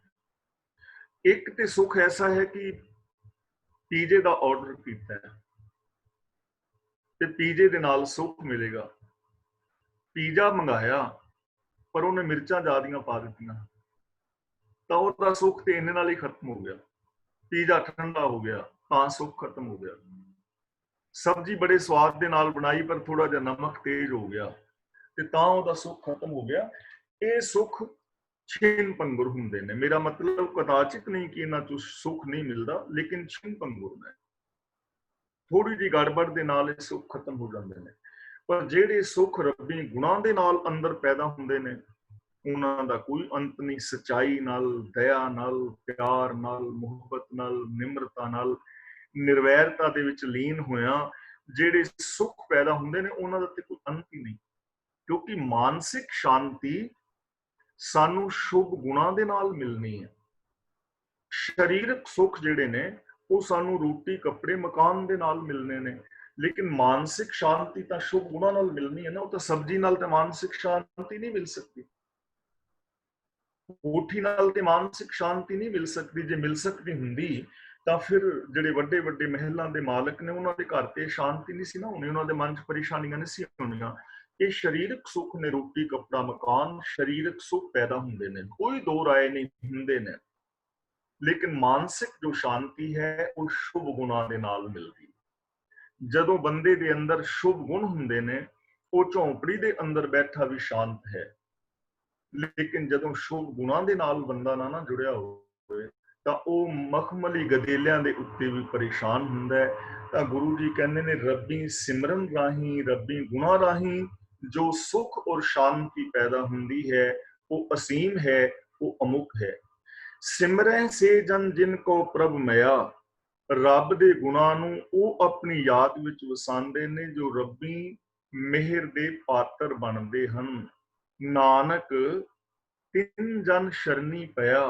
ਗੁਰੂ ਪਾਤਸ਼ਾਹ ਜੀ ਕਹਿੰਦੇ ਨੇ ਕੋਈ ਵਡਭਾਗੀ ਹੈ ਜੋ ਐਸੇ ਮਨੁੱਖਾਂ ਦੀ ਸ਼ਰਨੀ ਪੈਂਦਾ ਹੈ, ਜਿਹੜੇ ਰੱਬ ਦੀ ਰਜ਼ਾ ਤੇ ਤੁਰਨ ਵਾਲੇ ਨੇ, ਜੋ ਰੱਬੀ ਗੁਣਾਂ ਦੇ ਧਾਰਨੀ ਨੇ, ਜੋ ਮਨ ਵਚਨ ਕਰਕੇ ਰੱਬੀ ਗੁਣਾਂ ਦੇ ਅੰਦਰ ਸਮਾ ਗਏ ਨੇ, ਜੋ ਰੱਬ ਦਾ ਰੂਪ ਹੋ ਗਏ ਨੇ, ਉਹਨਾਂ ਦੀ ਸੰਗਤ ਵਡਭਾਗੀ ਨੂੰ ਮਿਲਦੀ ਹੈ। ਵਡਭਾਗੀ ਨੇ ਉਹ ਲੋਕ ਜੋ ਐਸੇ ਪੁਰਸ਼ਾਂ ਦੀ ਸੰਗਤ ਕਰਦੇ ਹਨ। ਤਾਂ ਸਾਨੂੰ ਗੁਰਦੇਵ ਪਾਤਸ਼ਾਹ ਜੀ ਇੱਥੇ ਸੰਗਤ ਕਰਨ ਦਾ ਉਪਦੇਸ਼ ਕਰ ਰਹੇ ਨੇ ਤੇ ਸੰਗਤ ਉਹਨਾਂ ਦੀ, ਸੰਗ ਉਹਨਾਂ ਦਾ ਜੋ ਗੁਰਬਾਣੀ ਮੁਤਾਬਕ ਜ਼ਿੰਦਗੀ ਜੀ ਰਹੇ ਨੇ, ਮਨ ਵਚਨ ਕਰਮ ਕਰਕੇ ਜੋ ਗੁਣਾਂ ਦੇ ਧਾਰਨੀ ਨੇ, ਕਰਮ ਕਾਂਡੀ ਨਹੀਂ। ਕਿਉਂਕਿ ਜੈਸੀ ਸੰਗਤ ਵਿੱਚ ਮਿਲੋਗੇ ਵੈਸਾ ਸੁਭਾਅ ਬਣ ਜਾਏਗਾ। ਹਰ ਸਿਮਰਨ ਕਰ ਭਗਤ ਪ੍ਰਗਟਾਏ, ਰੱਬੀ ਹੁਕਮ ਦੇ ਅੰਦਰ ਜੋ ਪ੍ਰਭੂ ਦੇ ਭਗਤ ਨੇ ਉਹ ਪੈਦਾ ਹੋਏ, ਮਸ਼ਹੂਰ ਹੋਏ ਨੇ। ਪ੍ਰਗਟਾਏ ਦਾ ਮਤਲਬ ਪ੍ਰਗਟ ਹੋਏ ਨੇ। ਹੁਣ ਇਸ ਦੁਨੀਆ ਦੇ ਵਿੱਚ ਜਨਮ ਤੇ ਹਰ ਬੰਦੇ ਨੇ ਲਿਆ ਹੈ ਨਾ, ਲੇਕਿਨ ਪ੍ਰਗਟ ਇਸ ਦੁਨੀਆ ਦੇ ਵਿੱਚ ਕੋਈ ਵਿਰਲਾ ਹੋਇਆ ਹੈ। ਦੇਖੋ ਕਿਤਨੇ ਲੋਕ ਨੇ, ਭਗਤ ਕਬੀਰ ਜੀ ਦੇ ਸਮੇਂ ਕਿੰਨੇ ਲੋਕ ਹੋਣਗੇ, ਪਰ ਉਹਨਾਂ ਸਾਰਿਆਂ ਦਾ ਨਾਮ ਨਹੀਂ ਨਾ ਦੁਨੀਆ ਵਿੱਚ। ਪ੍ਰਗਟ ਭਗਤ ਕਬੀਰ ਜੀ ਨੇ। ਉਸ ਸਮੇਂ ਬਾਦਸ਼ਾਹ ਕੌਣ ਸੀ? ਆਮ ਬੰਦਿਆਂ ਨੂੰ ਤੇ ਬਾਦਸ਼ਾਹ ਵੀ ਭੁੱਲ ਗਿਆ ਹੈ। ਪਰ ਭਗਤ ਕਬੀਰ ਜੀ, ਭਗਤ ਰਵਿਦਾਸ ਜੀ ਜਾਂ ਜੋ 35 ਮਹਾਂਪੁਰਖ ਗੁਰੂ ਪਾਤਸ਼ਾਹ ਜੀ ਦੀ ਪਾਵਨ ਬਾਣੀ ਵਿੱਚ ਬਾਣੀਕਾਰ ਨੇ, ਉਹਨਾਂ ਦਾ ਨਾਮ ਕਦੇ ਦੁਨੀਆ ਚੋਂ ਖਤਮ ਹੋਣਾ ਨਹੀਂ। ਕਿਉਂ? ਕਿ ਰੱਬੀ ਯਾਦ ਕਰਕੇ ਪ੍ਰਗਟ ਹੋਏ ਨੇ। ਰੱਬੀ ਰਜ਼ਾ ਦੇ ਅੰਦਰ ਤੁਰਨ ਕਰਕੇ ਉਹਨਾਂ ਨੂੰ ਮਹਾਨਤਾ ਮਿਲੀ ਹੈ। ਉਹਨਾਂ ਦੀ ਸੋਚ ਵਿੱਚ, ਉਹਨਾਂ ਦੇ ਬੋਲਾਂ ਵਿੱਚ, ਉਹਨਾਂ ਦੇ ਕਰਮ ਔਰ ਉਹਨਾਂ ਦੇ ਵਿਹਾਰ ਦੇ ਅੰਦਰ ਕੋਈ ਕਮੀ ਔਰ ਕੋਈ ਦੋਸ਼ ਨਹੀਂ ਹੈ।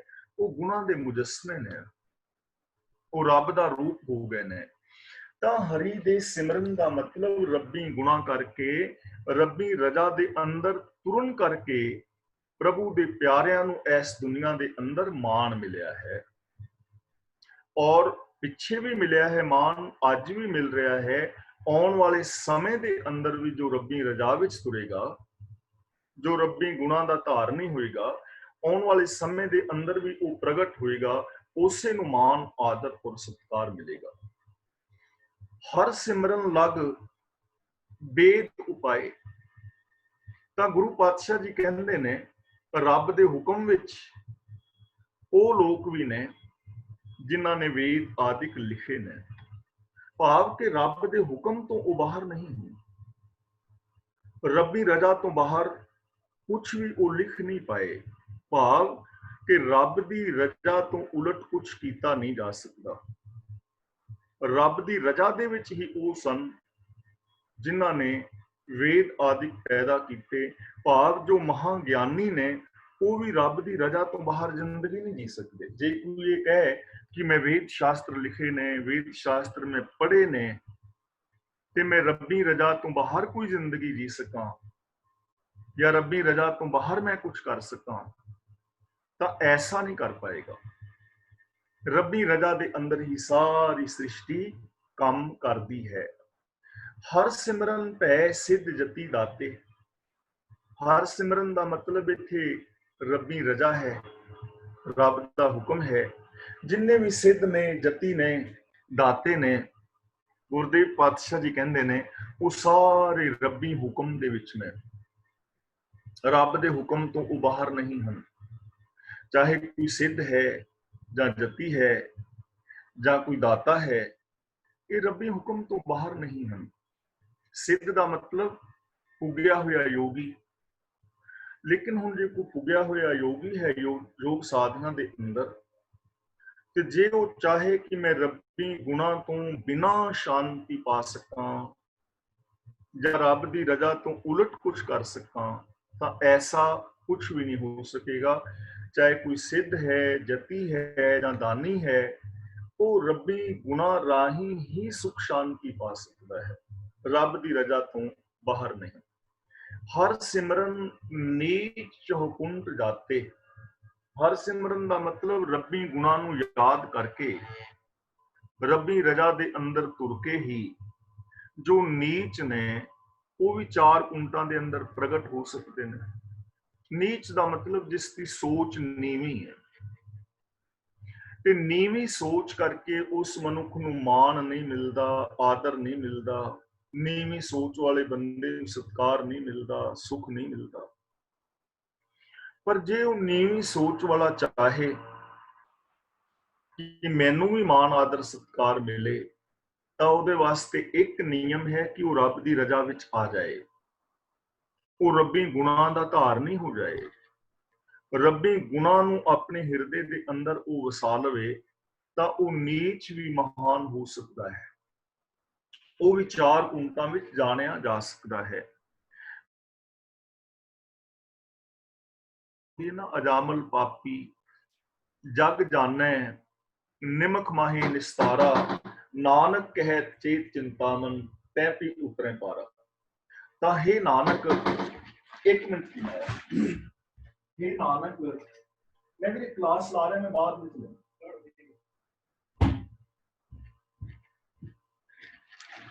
ਹੇ ਨਾਨਕ, ਕਿ ਰੱਬੀ ਰਜ਼ਾ ਦੇ ਅੰਦਰ ਚੱਲ ਕੇ ਉਹ ਵੀ ਪਾਰ ਹੋ ਗਏ ਨੇ।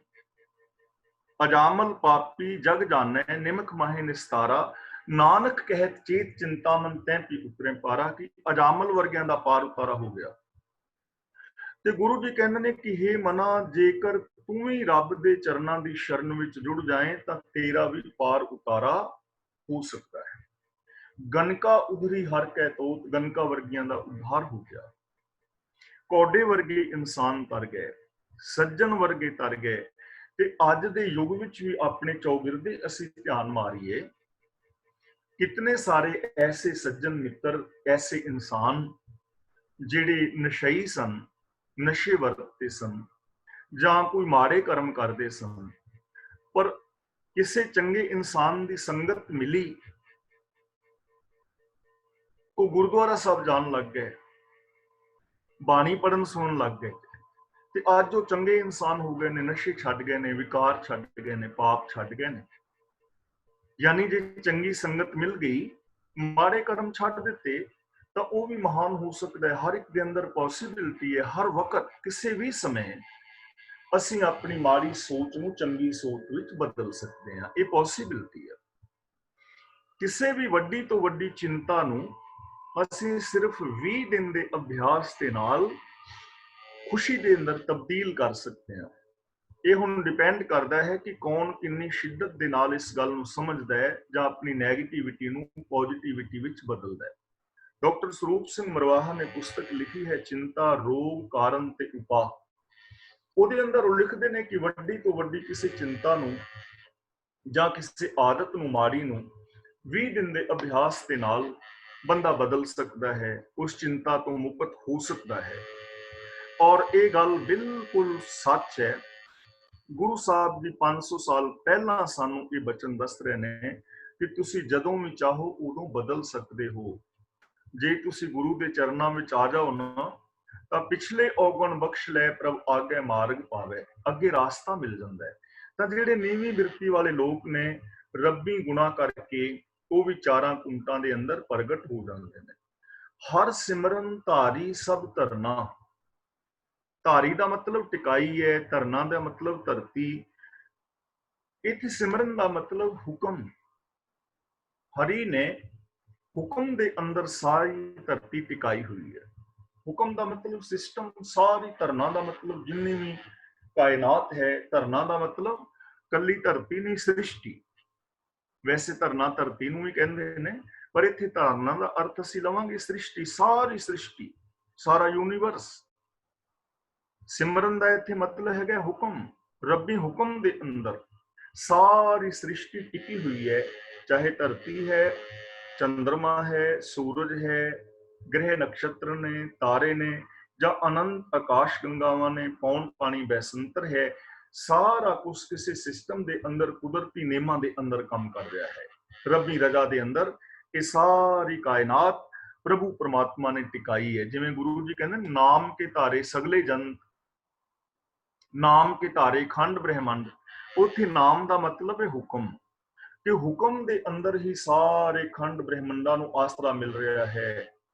ਹੁਕਮ ਦੇ ਅੰਦਰ ਹੀ ਸਾਰੇ ਜੀਵ ਜੰਤ ਕੰਮ ਕਰ ਰਹੇ ਹਨ। ਹਰ ਸਿਮਰਨ, ਸਿਮਰ ਸਿਮਰ ਹਰ ਕਾਰਨ ਕਰਨਾ। ਸਿਮਰ ਸਿਮਰ ਹਰ ਕਾਰਨ ਕਰਨਾ।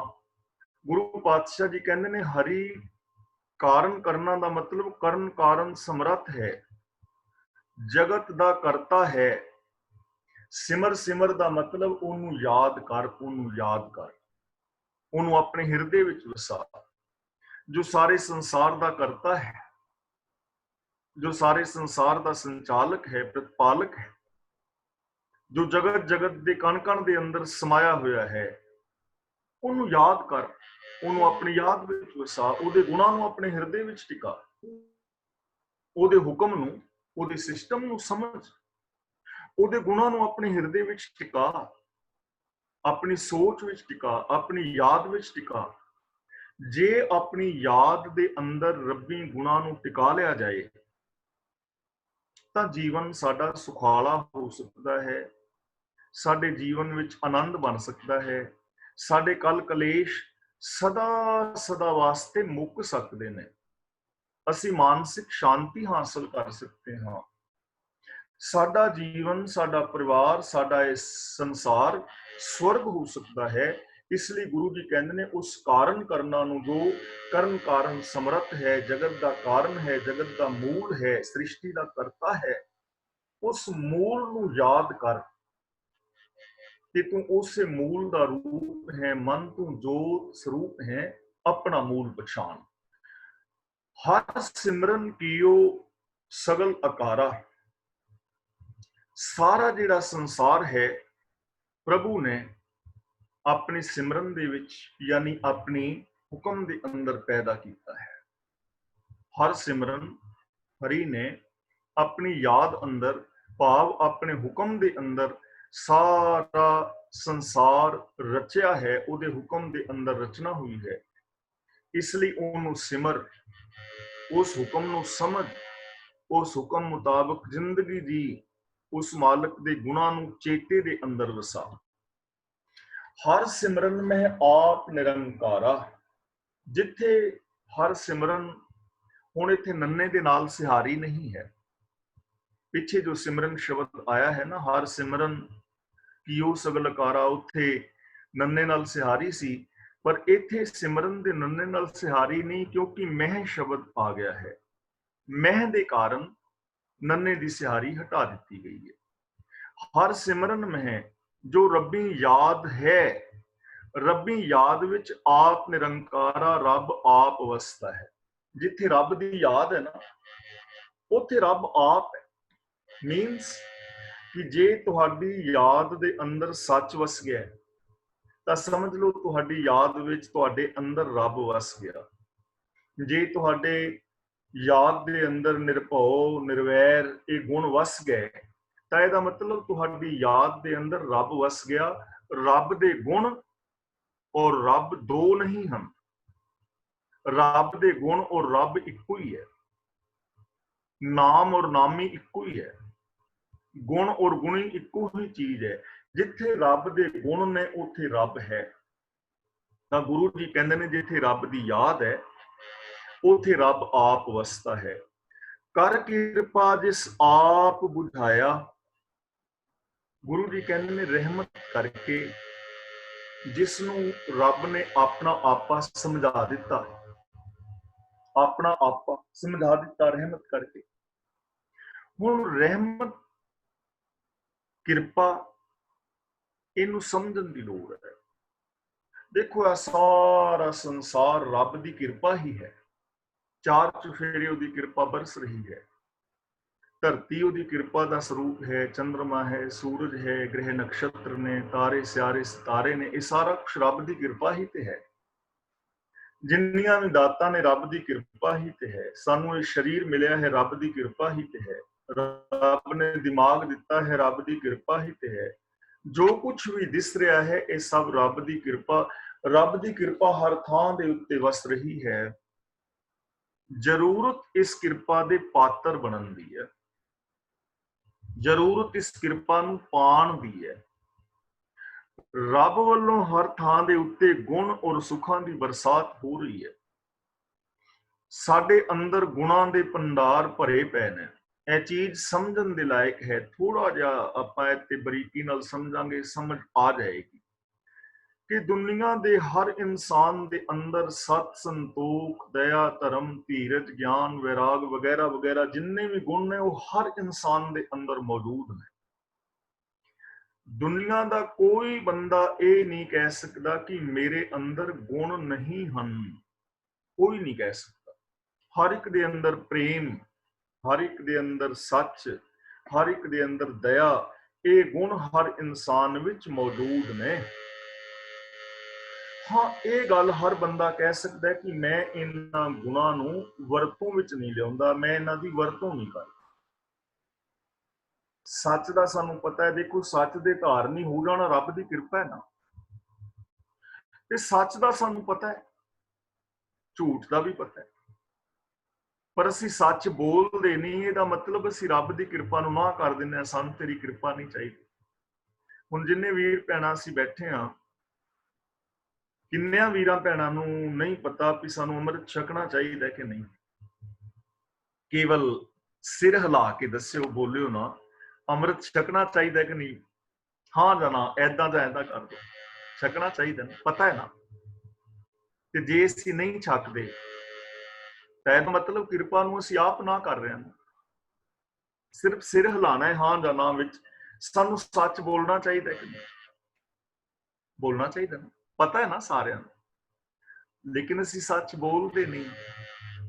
ਜਿੰਨੇ ਅਸੀਂ ਵਿਆਹੇ ਬੰਦੇ ਆ, ਪਤੀ ਪਤਨੀ ਨੂੰ ਪ੍ਰੇਮ ਨਾਲ ਰਹਿਣਾ ਚਾਹੀਦਾ, ਇੱਕ ਦੂਜੇ ਵਾਸਤੇ ਸਮਰਪਣ ਦੀ ਭਾਵਨਾ ਨਾਲ, ਕਿਉਂ ਭੈਣੋ ਵੀਰੋ, ਹੈ ਨਾ, ਰਹਿਣਾ ਚਾਹੀਦਾ ਨਾ, ਪਰ ਅਸੀਂ ਰਹਿੰਦੇ ਨਹੀਂ। ਤਾਂ ਇਹਦਾ ਮਤਲਬ ਕਿਰਪਾ ਤੇ ਸਾਡੇ ਤੇ ਹੋਈ ਹੈ। ਅਸੀਂ ਉਸ ਕਿਰਪਾ ਨੂੰ ਇਨਕਾਰ ਕਰ ਰਹੇ ਹਾਂ ਕਿ ਰੱਬਾ ਸਾਨੂੰ ਤੇਰੀ ਕਿਰਪਾ ਨਹੀਂ ਚਾਹੀਦੀ, ਅਸੀਂ ਪ੍ਰੇਮ ਨਾਲ ਨਹੀਂ ਰਹਿਣਾ। ਜਿਹੜੇ ਪ੍ਰੇਮ ਦੇ ਨਾਲ ਸੁੱਖ ਸਾਡੀ ਜ਼ਿੰਦਗੀ ਵਿੱਚ ਪੈਦਾ ਹੋਣੇ ਨੇ, ਅਸੀਂ ਕੀ ਕਰਨਾ ਉਹਨਾਂ ਸੁੱਖਾਂ ਦਾ? ਸਾਨੂੰ ਤੇ ਕਲੇਸ਼ ਚਾਹੀਦਾ। ਇੱਕ ਦੂਜੇ ਨਾਲ ਕੋਈ ਘਸੁੰਨ-ਮੁੱਕੀ ਹੁੰਦੇ ਆ, ਇੱਕ ਦੂਜੇ ਦੀਆਂ ਲਿੰਬਾਂ ਪੁੱਟਦੇ ਆ, ਸਾਨੂੰ ਬੜਾ ਮਜ਼ਾ ਆਉਂਦਾ। ਅਸੀਂ ਠੀਕ ਹਾਂ, ਸਾਨੂੰ ਕਿਰਪਾ ਨਹੀਂ ਚਾਹੀਦੀ। ਕਿਰਪਾ ਤਾਂ ਹੋਈ ਹੈ, ਤਾਂ ਗੁਰੂ ਪਾਤਸ਼ਾਹ ਜੀ ਕਹਿੰਦੇ ਨੇ ਜੋ ਇਸ ਕਿਰਪਾ ਦੇ ਪਾਤਰ ਬਣੇ ਨੇ, ਕਰ ਕਿਰਪਾ ਜਿਸ ਆਪ ਬੁਝਾਇਆ, ਜਿਨ੍ਹਾਂ ਦੇ ਉੱਤੇ ਰਹਿਮਤ ਕਰਕੇ ਆਪਣਾ ਆਪਾ ਪ੍ਰਭੂ ਨੇ ਸਮਝਾ ਦਿੱਤਾ। ਭਾਵ ਜਿਨ੍ਹਾਂ ਨੇ ਆਪਣੇ ਆਪੇ ਨੂੰ ਸਮਝ ਲਿਆ, ਸੈਲਫ ਐਨਾਲਿਸਿਸ ਕੀਤੀ ਕਿ ਮੇਰੇ ਅੰਦਰ ਇਹ ਪੋਸਿਬਿਲਿਟੀਜ਼ ਨੇ, ਮੈਂ ਐਸਾ ਹੋ ਸਕਦਾ ਹਾਂ, मेरे अंदर संभावना है मैं सच बोल सकता, मेरे अंदर पॉसिबिलिटी है मैं पॉजिटिव हो सकता, मेरे अंदर पॉसिबिलिटी है मैं कामयाब हो सकता, मैं प्यार दे नाल रह सकता, सच दा धारनी हो सकता, मैं रब दा रूप हाँ। जिन्हों ये गल समझ आ गई, गुरु पातशाह जी अगला बचन करते ने, नानक गुरमुख हर सिमरन तिन पाया। गुरु दे जरिए समझ आएगी ये चीज, अपना आपा रब गुरु दे जरिए बुझाएगा। गुरमुख दा मतलब गुरु दे जरिए, गुरु दी राही। हर सिमरन, इत्थे देखो नन्ने दे थल्ले औंकड़ आ गया है। इत्थे सिमरन दा मतलब सच, सिमरन दा मतलब हुक्म, याद। उस मनुख ने गुरु द्वारा रब दी याद प्राप्त कर लई, उन्होंने समझ आ गई, ਉਹਨੇ ਰੱਬ ਦੇ ਹੁਕਮ ਨੂੰ ਆਪਣੇ ਅੰਦਰ ਵਸਾ ਲਿਆ, ਰੱਬ ਦੇ ਗੁਣਾਂ ਨੂੰ ਆਪਣੇ ਅੰਦਰ ਵਸਾ ਲਿਆ, ਉਹਨੇ ਯਾਦ ਦੀ ਸਿਮਰਨ ਦੀ ਮਹਾਨਤਾ ਨੂੰ ਸਮਝ ਲਿਆ ਔਰ ਉਹਨੇ ਸਿਮਰਨ ਨੂੰ ਪਾ ਲਿਆ। ਸਿਮਰਨ ਦਾ ਮਤਲਬ ਯਾਦ, ਸੱਚ, ਗੁਣ, ਰੱਬ ਦੀ ਸਿਫਤ ਸਲਾਹ। ਉਹਨਾਂ ਨੇ ਗੁਰੂ ਦੇ ਰਾਹੀਂ ਰੱਬੀ ਗੁਣਾਂ ਨੂੰ ਪਾ ਲਿਆ ਤੇ ਰੱਬ ਨੇ ਰਹਿਮਤ ਕਰਕੇ ਉਹਨਾਂ ਨੂੰ ਆਪਣਾ ਆਪਾ ਬੁਝਾ ਦਿੱਤਾ। ਉਹਨਾਂ ਨੂੰ ਰੱਬ ਦੀ ਸਮਝ ਆ ਗਈ ਕਿ ਆਚਾਰ ਤੁਫੇਰੇ ਜਗਤ ਜੋ ਨਜ਼ਰੀ ਪੈ ਰਿਹਾ ਹੈ ਇਹ ਰੱਬ ਦਾ ਰੂਪ ਹੈ। ਉਹਨਾਂ ਨੂੰ ਸਮਝ ਪੈ ਗਈ ਕਿ ਰੱਬ ਦੇ ਗੁਣ ਹੀ ਰੱਬ ਦਾ ਰੂਪ ਨੇ, ਗੁਣਾਂ ਨੂੰ ਪਾ ਲੈਣਾ ਹੀ ਰੱਬ ਨੂੰ ਪਾ ਲੈਣਾ ਹੈ। ਉਹਨਾਂ ਨੇ ਆਪਣੀ ਸੁਰਤ ਨੂੰ ਸਦਾ ਵਾਸਤੇ ਰੱਬੀ ਗੁਣਾਂ ਦੇ ਅੰਦਰ ਅਭੇਦ ਕਰਕੇ ਉਹ ਮਨੁੱਖ ਰੱਬੀ ਗੁਣਾਂ ਦੇ ਅੰਦਰ ਅਭੇਦ ਹੋ ਗਏ ਔਰ ਉਹਨਾਂ ਨੂੰ ਸਮਝ ਆ ਗਈ, ਜੋ ਨਰ ਦੁੱਖ ਮੈਂ ਦੁੱਖ ਨਹੀਂ ਮਾਨੈ, ਸੁਖ ਸਨਹਿ ਅਰ ਭੈ ਨਹੀਂ ਜਾਕੈ, ਕੰਚਨ ਮਾਟੀ ਮਾਨੈ, ਨਹਿ ਨਿੰਦਿਆ ਨਹਿ ਉਸਤਤ ਜਾਕੈ, ਲੋਭ ਮੋਹ ਅਭਿਮਾਨਾ, ਹਰਖ ਸੋਗ ਤੇ ਰਹਿ ਨਿਆਰੋ, ਨਾਹੇ ਮਾਨ ਅਪਮਾਨਾ, ਆਸਾ ਮਨਸਾ ਸਗਲ ਤਿਆਗੈ, ਜਗ ਤੇ ਰਹਿ ਨਿਰਾਸਾ, काम क्रोध जिह परसै नाहिन, तेह कट ब्रह्म निवासा, गुर कृपा जिह नर को कीनी, तेह ए जुगत पछानी, नानक लीन पयो गोबिंद स्यों, ज्यों पानी संपानी। ਤਾਂ ਗੁਰੂ ਦੇ ਜਰੀਏ ਜਿਨ੍ਹਾਂ ਨੇ ਇਹਨਾਂ ਗੁਣਾਂ ਨੂੰ ਪਾ ਲਿਆ, ਗੁਰੂ ਦੇ ਜਰੀਏ ਜੋ ਰੱਬੀ ਰਜ਼ਾ ਦੇ ਅੰਦਰ ਜੀਣਾ ਸਿੱਖ ਗਏ, ਉਹਨਾਂ ਨੇ ਆਨੰਦ ਪਾ ਲਿਆ, ਉਹਨਾਂ ਨੂੰ ਆਤਮਿਕ ਜੀਵਨ ਮਿਲ ਗਿਆ, ਉਹਨਾਂ ਨੂੰ ਸੁਖ ਮਿਲ ਗਿਆ। ਉਹਨਾਂ ਨੂੰ ਸਮਝ ਆ ਗਈ ਕਿ ਸੁਖਮਨੀ ਸੁਖ ਅੰਮ੍ਰਿਤ ਪ੍ਰਭ ਨਾਮ, ਕਿ ਰੱਬ ਦਾ ਜੋ ਹੁਕਮ ਹੈ ਉਹ ਸੁੱਖਾਂ ਦੀ ਮਣੀ ਹੈ, ਉਹ ਸੁੱਖਾਂ ਦਾ ਮੂਲ ਹੈ ਤੇ ਰੱਬੀ ਹੁਕਮ ਦੇ ਅੰਦਰ ਚੱਲ ਕੇ ਉਹਨਾਂ ਨੇ ਸਰੀਰਕ, ਮਾਨਸਿਕ, ਬੌਧਿਕ ਔਰ ਆਤਮਿਕ ਸੁੱਖਾਂ ਦੀ ਦਾਤ ਹਾਸਲ ਕਰ ਲਈ। ਤਾਂ ਮੈਂ ਖਿਮਾ ਦਾ ਜਾਚਕ ਹਾਂ। ਅੱਜ ਤੋਂ ਵਿਚਾਰ ਆਪਾਂ ਕੀਤੀ ਹੈ, ਇਹਦੇ ਪ੍ਰਤੀ ਕਿਸੇ ਵੀਰ ਭੈਣ ਦੇ ਸਵਾਲ ਹੋਣ ਤਾਂ ਸਵਾਲ ਕਰ ਸਕਦਾ ਹੈ। ਤੇ ਸੌਰੀ, ਮੈਂ ਗਲਤੀ ਦੇ ਨਾਲ ਜੋ ਵਿਆਖਿਆ ਸੀ ਦੂਜੀ ਸ਼ੁਰੂ ਕਰ ਲਈ। ਵੀਰ ਤਰਲੋਚਨ ਸਿੰਘ ਜੀ ਦਾ ਧੰਨਵਾਦ ਜਿਨ੍ਹਾਂ ਨੇ ਇਹ ਯਾਦ ਕਰਾ ਦਿੱਤਾ ਤੇ ਅਸੀਂ ਆਪਣੇ ਜਿੱਥੋਂ ਛੱਡਿਆ ਸੀ ਪਾਠ ਉਤੋਂ ਸ਼ੁਰੂ ਕਰ ਲਿਆ। ਤੇ ਜਿਹੜੇ ਫੇਸਬੁੱਕ ਤੇ ਮੇਰੇ ਵੀਰ ਸਰਵਣ ਕਰ ਰਹੇ ਨੇ, ਆਪ ਵੀਰਾਂ ਦਾ ਵੀ ਧੰਨਵਾਦ ਤੇ ਆਪ ਸੰਤਾਂ ਦਾ ਵੀ ਧੰਨਵਾਦ। ਜੇ ਅੱਜ ਦੀ ਇਸ ਵਿਚਾਰ ਵਿੱਚ ਕਿਸੇ ਦਾ ਕੋਈ ਸਵਾਲ ਹੋਵੇ ਜਾਂ ਕੋਈ ਆਪਣਾ ਕਮੈਂਟ ਕਰਨਾ ਚਾਹੇ ਤਾਂ ਉਹ ਕਰ ਸਕਦਾ ਹੈ। ਹੋਈਆਂ ਫੁੱਲਾਂ ਦੀ ਖਿਮਾ। ਵਾਹਿਗੁਰੂ ਜੀ ਕਾ ਖਾਲਸਾ, ਵਾਹਿਗੁਰੂ ਜੀ ਕੀ ਫਤਿਹ। ਵਾਹਿਗੁਰੂ ਜੀ ਕਾ ਖਾਲਸਾ, ਵਾਹਿਗੁਰੂ ਜੀ ਕੀ ਫਤਿਹ। ਯਾਨੀ ਜੀ ਧੰਨਵਾਦ ਤੁਹਾਡਾ ਬਹੁਤ ਬਹੁਤ। ਤੇ ਥੋੜੀ ਜਿਹੀ ਡਿਸਟਰਬੈਂਸ ਹੋਈ ਸੀਗੀ ਗਿਆਨੀ ਜੀ 3 ਵਜੇ ਤੋਂ ਬਾਅਦ, ਤੇ ਉਹਦੇ ਬਾਅਦ 'ਚ ਕਾਫੀ ਹੋਈ ਆ। ਤੇ ਉਹ ਕੱਲ ਵਾਂਗੂ ਨਹੀਂ ਸੀ, ਅੱਜ ਥੋੜੀ ਲਿਟਲ ਬਿਟ ਡਿਫਰੈਂਟ ਸੀਗੀ ਜੀ। ਤੇ ਇਹਦਾ ਤੁਹਾਨੂੰ ਵੈਸੇ ਸੁਣਦੀ ਸੀਗੀ ਆਵਾਜ਼ ਇਹ? ਹਾਂਜੀ, ਆਉਂਦੀ ਸੀਗੀ ਜੀ, ਜਿੱਦਾਂ ਕਹਿ ਲਓ ਜਿੱਦਾਂ ਕੋਈ ਵੈਲਡਿੰਗ ਨਹੀਂ ਕਰਦਾ ਹੁੰਦਾ, ਉਹ ਜਿਹੜੀ ਸਟਿਕ ਆ ਉਹ ਜਦੋਂ ਔਨ ਲੱਗਦੀ ਆ ਮੈਟਲ ਦੇ ਨਾਲ ਤਾਂ ਉਹਦੇ ਵਿੱਚ ਚਿੜ ਜਿਹੀ ਆਵਾਜ਼ ਆਉਂਦੀ ਹੈ, ਇੱਦਾਂ ਕੁਛ ਸਮਥਿੰਗ ਸਿਮਿਲਰ। ਠੀਕ ਹੈ ਜੀ। ਉਹ ਕਾਫੀ ਚਿਰ ਆਉਂਦੀ ਰਹੀ ਆ। ਉਹ ਆਉਂਦੀ ਆ 2-3 ਸਕਿੰਟ ਲਈ ਆਉਂਦੀ ਆ, ਫਿਰ ਖਤਮ ਹੋ ਜਾਂਦੀ ਆ, ਫਿਰ ਆ ਜਾਂਦੀ ਆ, ਫਿਰ ਖਤਮ ਹੋ ਜਾਂਦੀ ਆ। ਤੁਹਾਨੂੰ ਥੋੜ੍ਹਾ ਸੁਣੀ ਆ ਗਿਆਨੀ ਜੀ ਏਦਾਂ? ਨਹੀਂ, ਮੈਨੂੰ ਨਹੀਂ ਸੁਣੀ। ਅੱਛਾ ਜੀ, ਚਲੋ ਇਹਦਾ ਕੋਈ ਨਾ ਕੋਈ ਲੱਭਾਂਗੇ ਜੀ, ਇਹਦਾ ਕੀ ਰੀਜ਼ਨ ਆ। ਤੇ ਹੁਣ ਬੰਦ ਆ ਇਸ ਵੇਲੇ, ਕਿਉਂਕਿ ਸਾਰੇ ਜਿਹੜੀ ਮੇਰੀ ਆਵਾਜ਼ ਸੀ ਉਹ ਤਾਂ ਸਮਝ ਆ ਰਹੀ ਸੀ ਨਾ? ਬਿਲਕੁਲ ਆ ਰਹੀ ਸੀਗੀ ਜੀ, ਬਿਲਕੁਲ ਆ ਰਹੀ ਸੀ। ਜਿਹੜੀ ਮੇਰੀ ਆਵਾਜ਼ ਸੀ, ਮੇਰੀ ਆਵਾਜ਼ ਸਮਝ ਆ ਰਹੀ ਸੀ ਨਾ ਸਾਫ਼? ਉਹਦੇ ਵਾਸਤੇ ਪ੍ਰੋਬਲਮ ਨਹੀਂ ਸੀ? ਉਹਦੇ ਵਾਸਤੇ ਕੋਈ ਪ੍ਰੋਬਲਮ ਨਹੀਂ ਸੀਗੀ ਜੀ, ਆਵਾਜ਼ ਤੁਹਾਡੀ ਬਿਲਕੁਲ ਪੂਰੀ ਤਰ੍ਹਾਂ ਆ ਰਹੀ ਸੀਗੀ, ਪਰ ਉਹ ਲਿਟਲ ਬਿਟ ਡਿਸਟਰਬੈਂਸ ਬੈਕਗ੍ਰਾਉਂਡ ਦੇ ਵਿੱਚ ਆਉਂਦੀ ਸੀਗੀ, ਜਿੱਦਾਂ 2-3 ਸਕਿੰਟ ਵਾਸਤੇ ਹੁੰਦੀ ਸੀਗੀ, ਫੇਰ ਬੰਦ ਹੋ ਜਾਂਦੀ ਸੀਗੀ, 2-3 ਸਕਿੰਟ ਵਾਸਤੇ ਫੇਰ ਆ ਜਾਂਦੀ ਸੀਗੀ। ਇਹ ਕੋਈ ਪਹਿਲਾਂ ਠੀਕ ਸੀਗਾ, ਜਦੋਂ 3 ਵਜੇ ਦੇ ਬਾਅਦ ਆਉਣ ਲੱਗੀ ਹੈ ਜੀ ਇਹ, ਮਤਲਬ ਪੌਣਾ ਘੰਟਾ ਜਦੋਂ ਚੱਲ ਗਿਆ ਸੀਗਾ ਪ੍ਰੋਗਰਾਮ, ਤੇ ਇਹਦਾ ਰੀਜ਼ਨ ਨਹੀਂ ਪਤਾ ਲੱਗਾ ਕੀ ਹੈ, ਪਰ ਚਲੋ ਕੋਈ ਨਹੀਂ, ਆਪਾਂ ਕੋਸ਼ਿਸ਼ ਕਰਾਂਗੇ, ਲੱਭਣ ਦੀ ਕੋਸ਼ਿਸ਼ ਕਰਾਂਗੇ ਕੱਲ ਨੂੰ ਵੀ। ਤੇ ਹੁਣ ਜੀ, ਹਾਂਜੀ, ਹੁਣ ਬੇਨਤੀ ਹੈ ਜੀ, ਜਿਹਨੇ ਵੀ ਕਿਸੇ ਨੇ ਕੋਈ ਆਪਣੀ ਕੋਈ ਸਲਾਹ, ਕੋਈ ਮਸ਼ਵਰਾ, ਕੋਈ ਵਿਚਾਰ, ਕੋਈ ਜੋ ਸਵਾਲ ਜਵਾਬ ਕਰਨੇ ਹੋਣ ਤਾਂ ਤੁਸੀਂ ਅਨਮਿਊਟ ਹੋ ਜਾਓ। ਤੇ ਸਾਡੇ ਨਾਲ ਪਿਆਰ ਕੌਰ ਜੀ ਸਭ ਤੋਂ ਪਹਿਲਾਂ ਅਨਮਿਊਟ ਹੈ ਜੀ, ਤੁਸੀਂ ਆਪਣਾ ਸਵਾਲ ਰੱਖੋ ਜੀ, ਜਾਂ ਤੁਸੀਂ ਆਪਣੀ ਗੱਲ ਕਰੋ। ਪਿਆਰ ਕੌਰ ਜੀ। ਸੌਰੀ ਜੀ, ਮੈਨੂੰ ਤਾਂ ਇਹਦਾ ਹਜੇ ਕੁਝ ਸਮਝ ਨਹੀਂ ਆਉਂਦੀ ਕਿ ਮੈਂ ਅਨਮਿਊਟ ਹੋ ਗਈ ਕਿ ਮਿਊਟ ਹੋ ਗਈ, ਪਤਾ ਨਹੀਂ ਲੱਗਦਾ ਮੈਨੂੰ। ਅੱਜ ਨੋਇਜ਼ ਬਹੁਤ ਹੋਈ, ਡਿਸਟਰਬੈਂਸ ਬਹੁਤ ਹੋਈ। ਮੈਂ ਨਹੀਂ ਕੋਈ ਕੁਐਸਚਨ ਪੁੱਛਣਾ। ਥੈਂਕ ਯੂ ਵੈਰੀ ਮਚ, ਮੈਂ ਬਹੁਤ ਖੁਸ਼ ਹਾਂ ਸੁਣ ਕੇ। ਥੈਂਕ ਯੂ ਜੀ, ਬਹੁਤ ਵਧੀਆ ਕਥਾ ਕਰਦੇ ਆ। ਹਾਂਜੀ, ਥੈਂਕ ਯੂ ਜੀ, ਥੈਂਕ ਯੂ। ਤੇ ਅਵਤਾਰ ਸਿੰਘ ਜੀ, ਤੁਸੀਂ ਵੀ ਅਨਮਿਊਟ ਆ।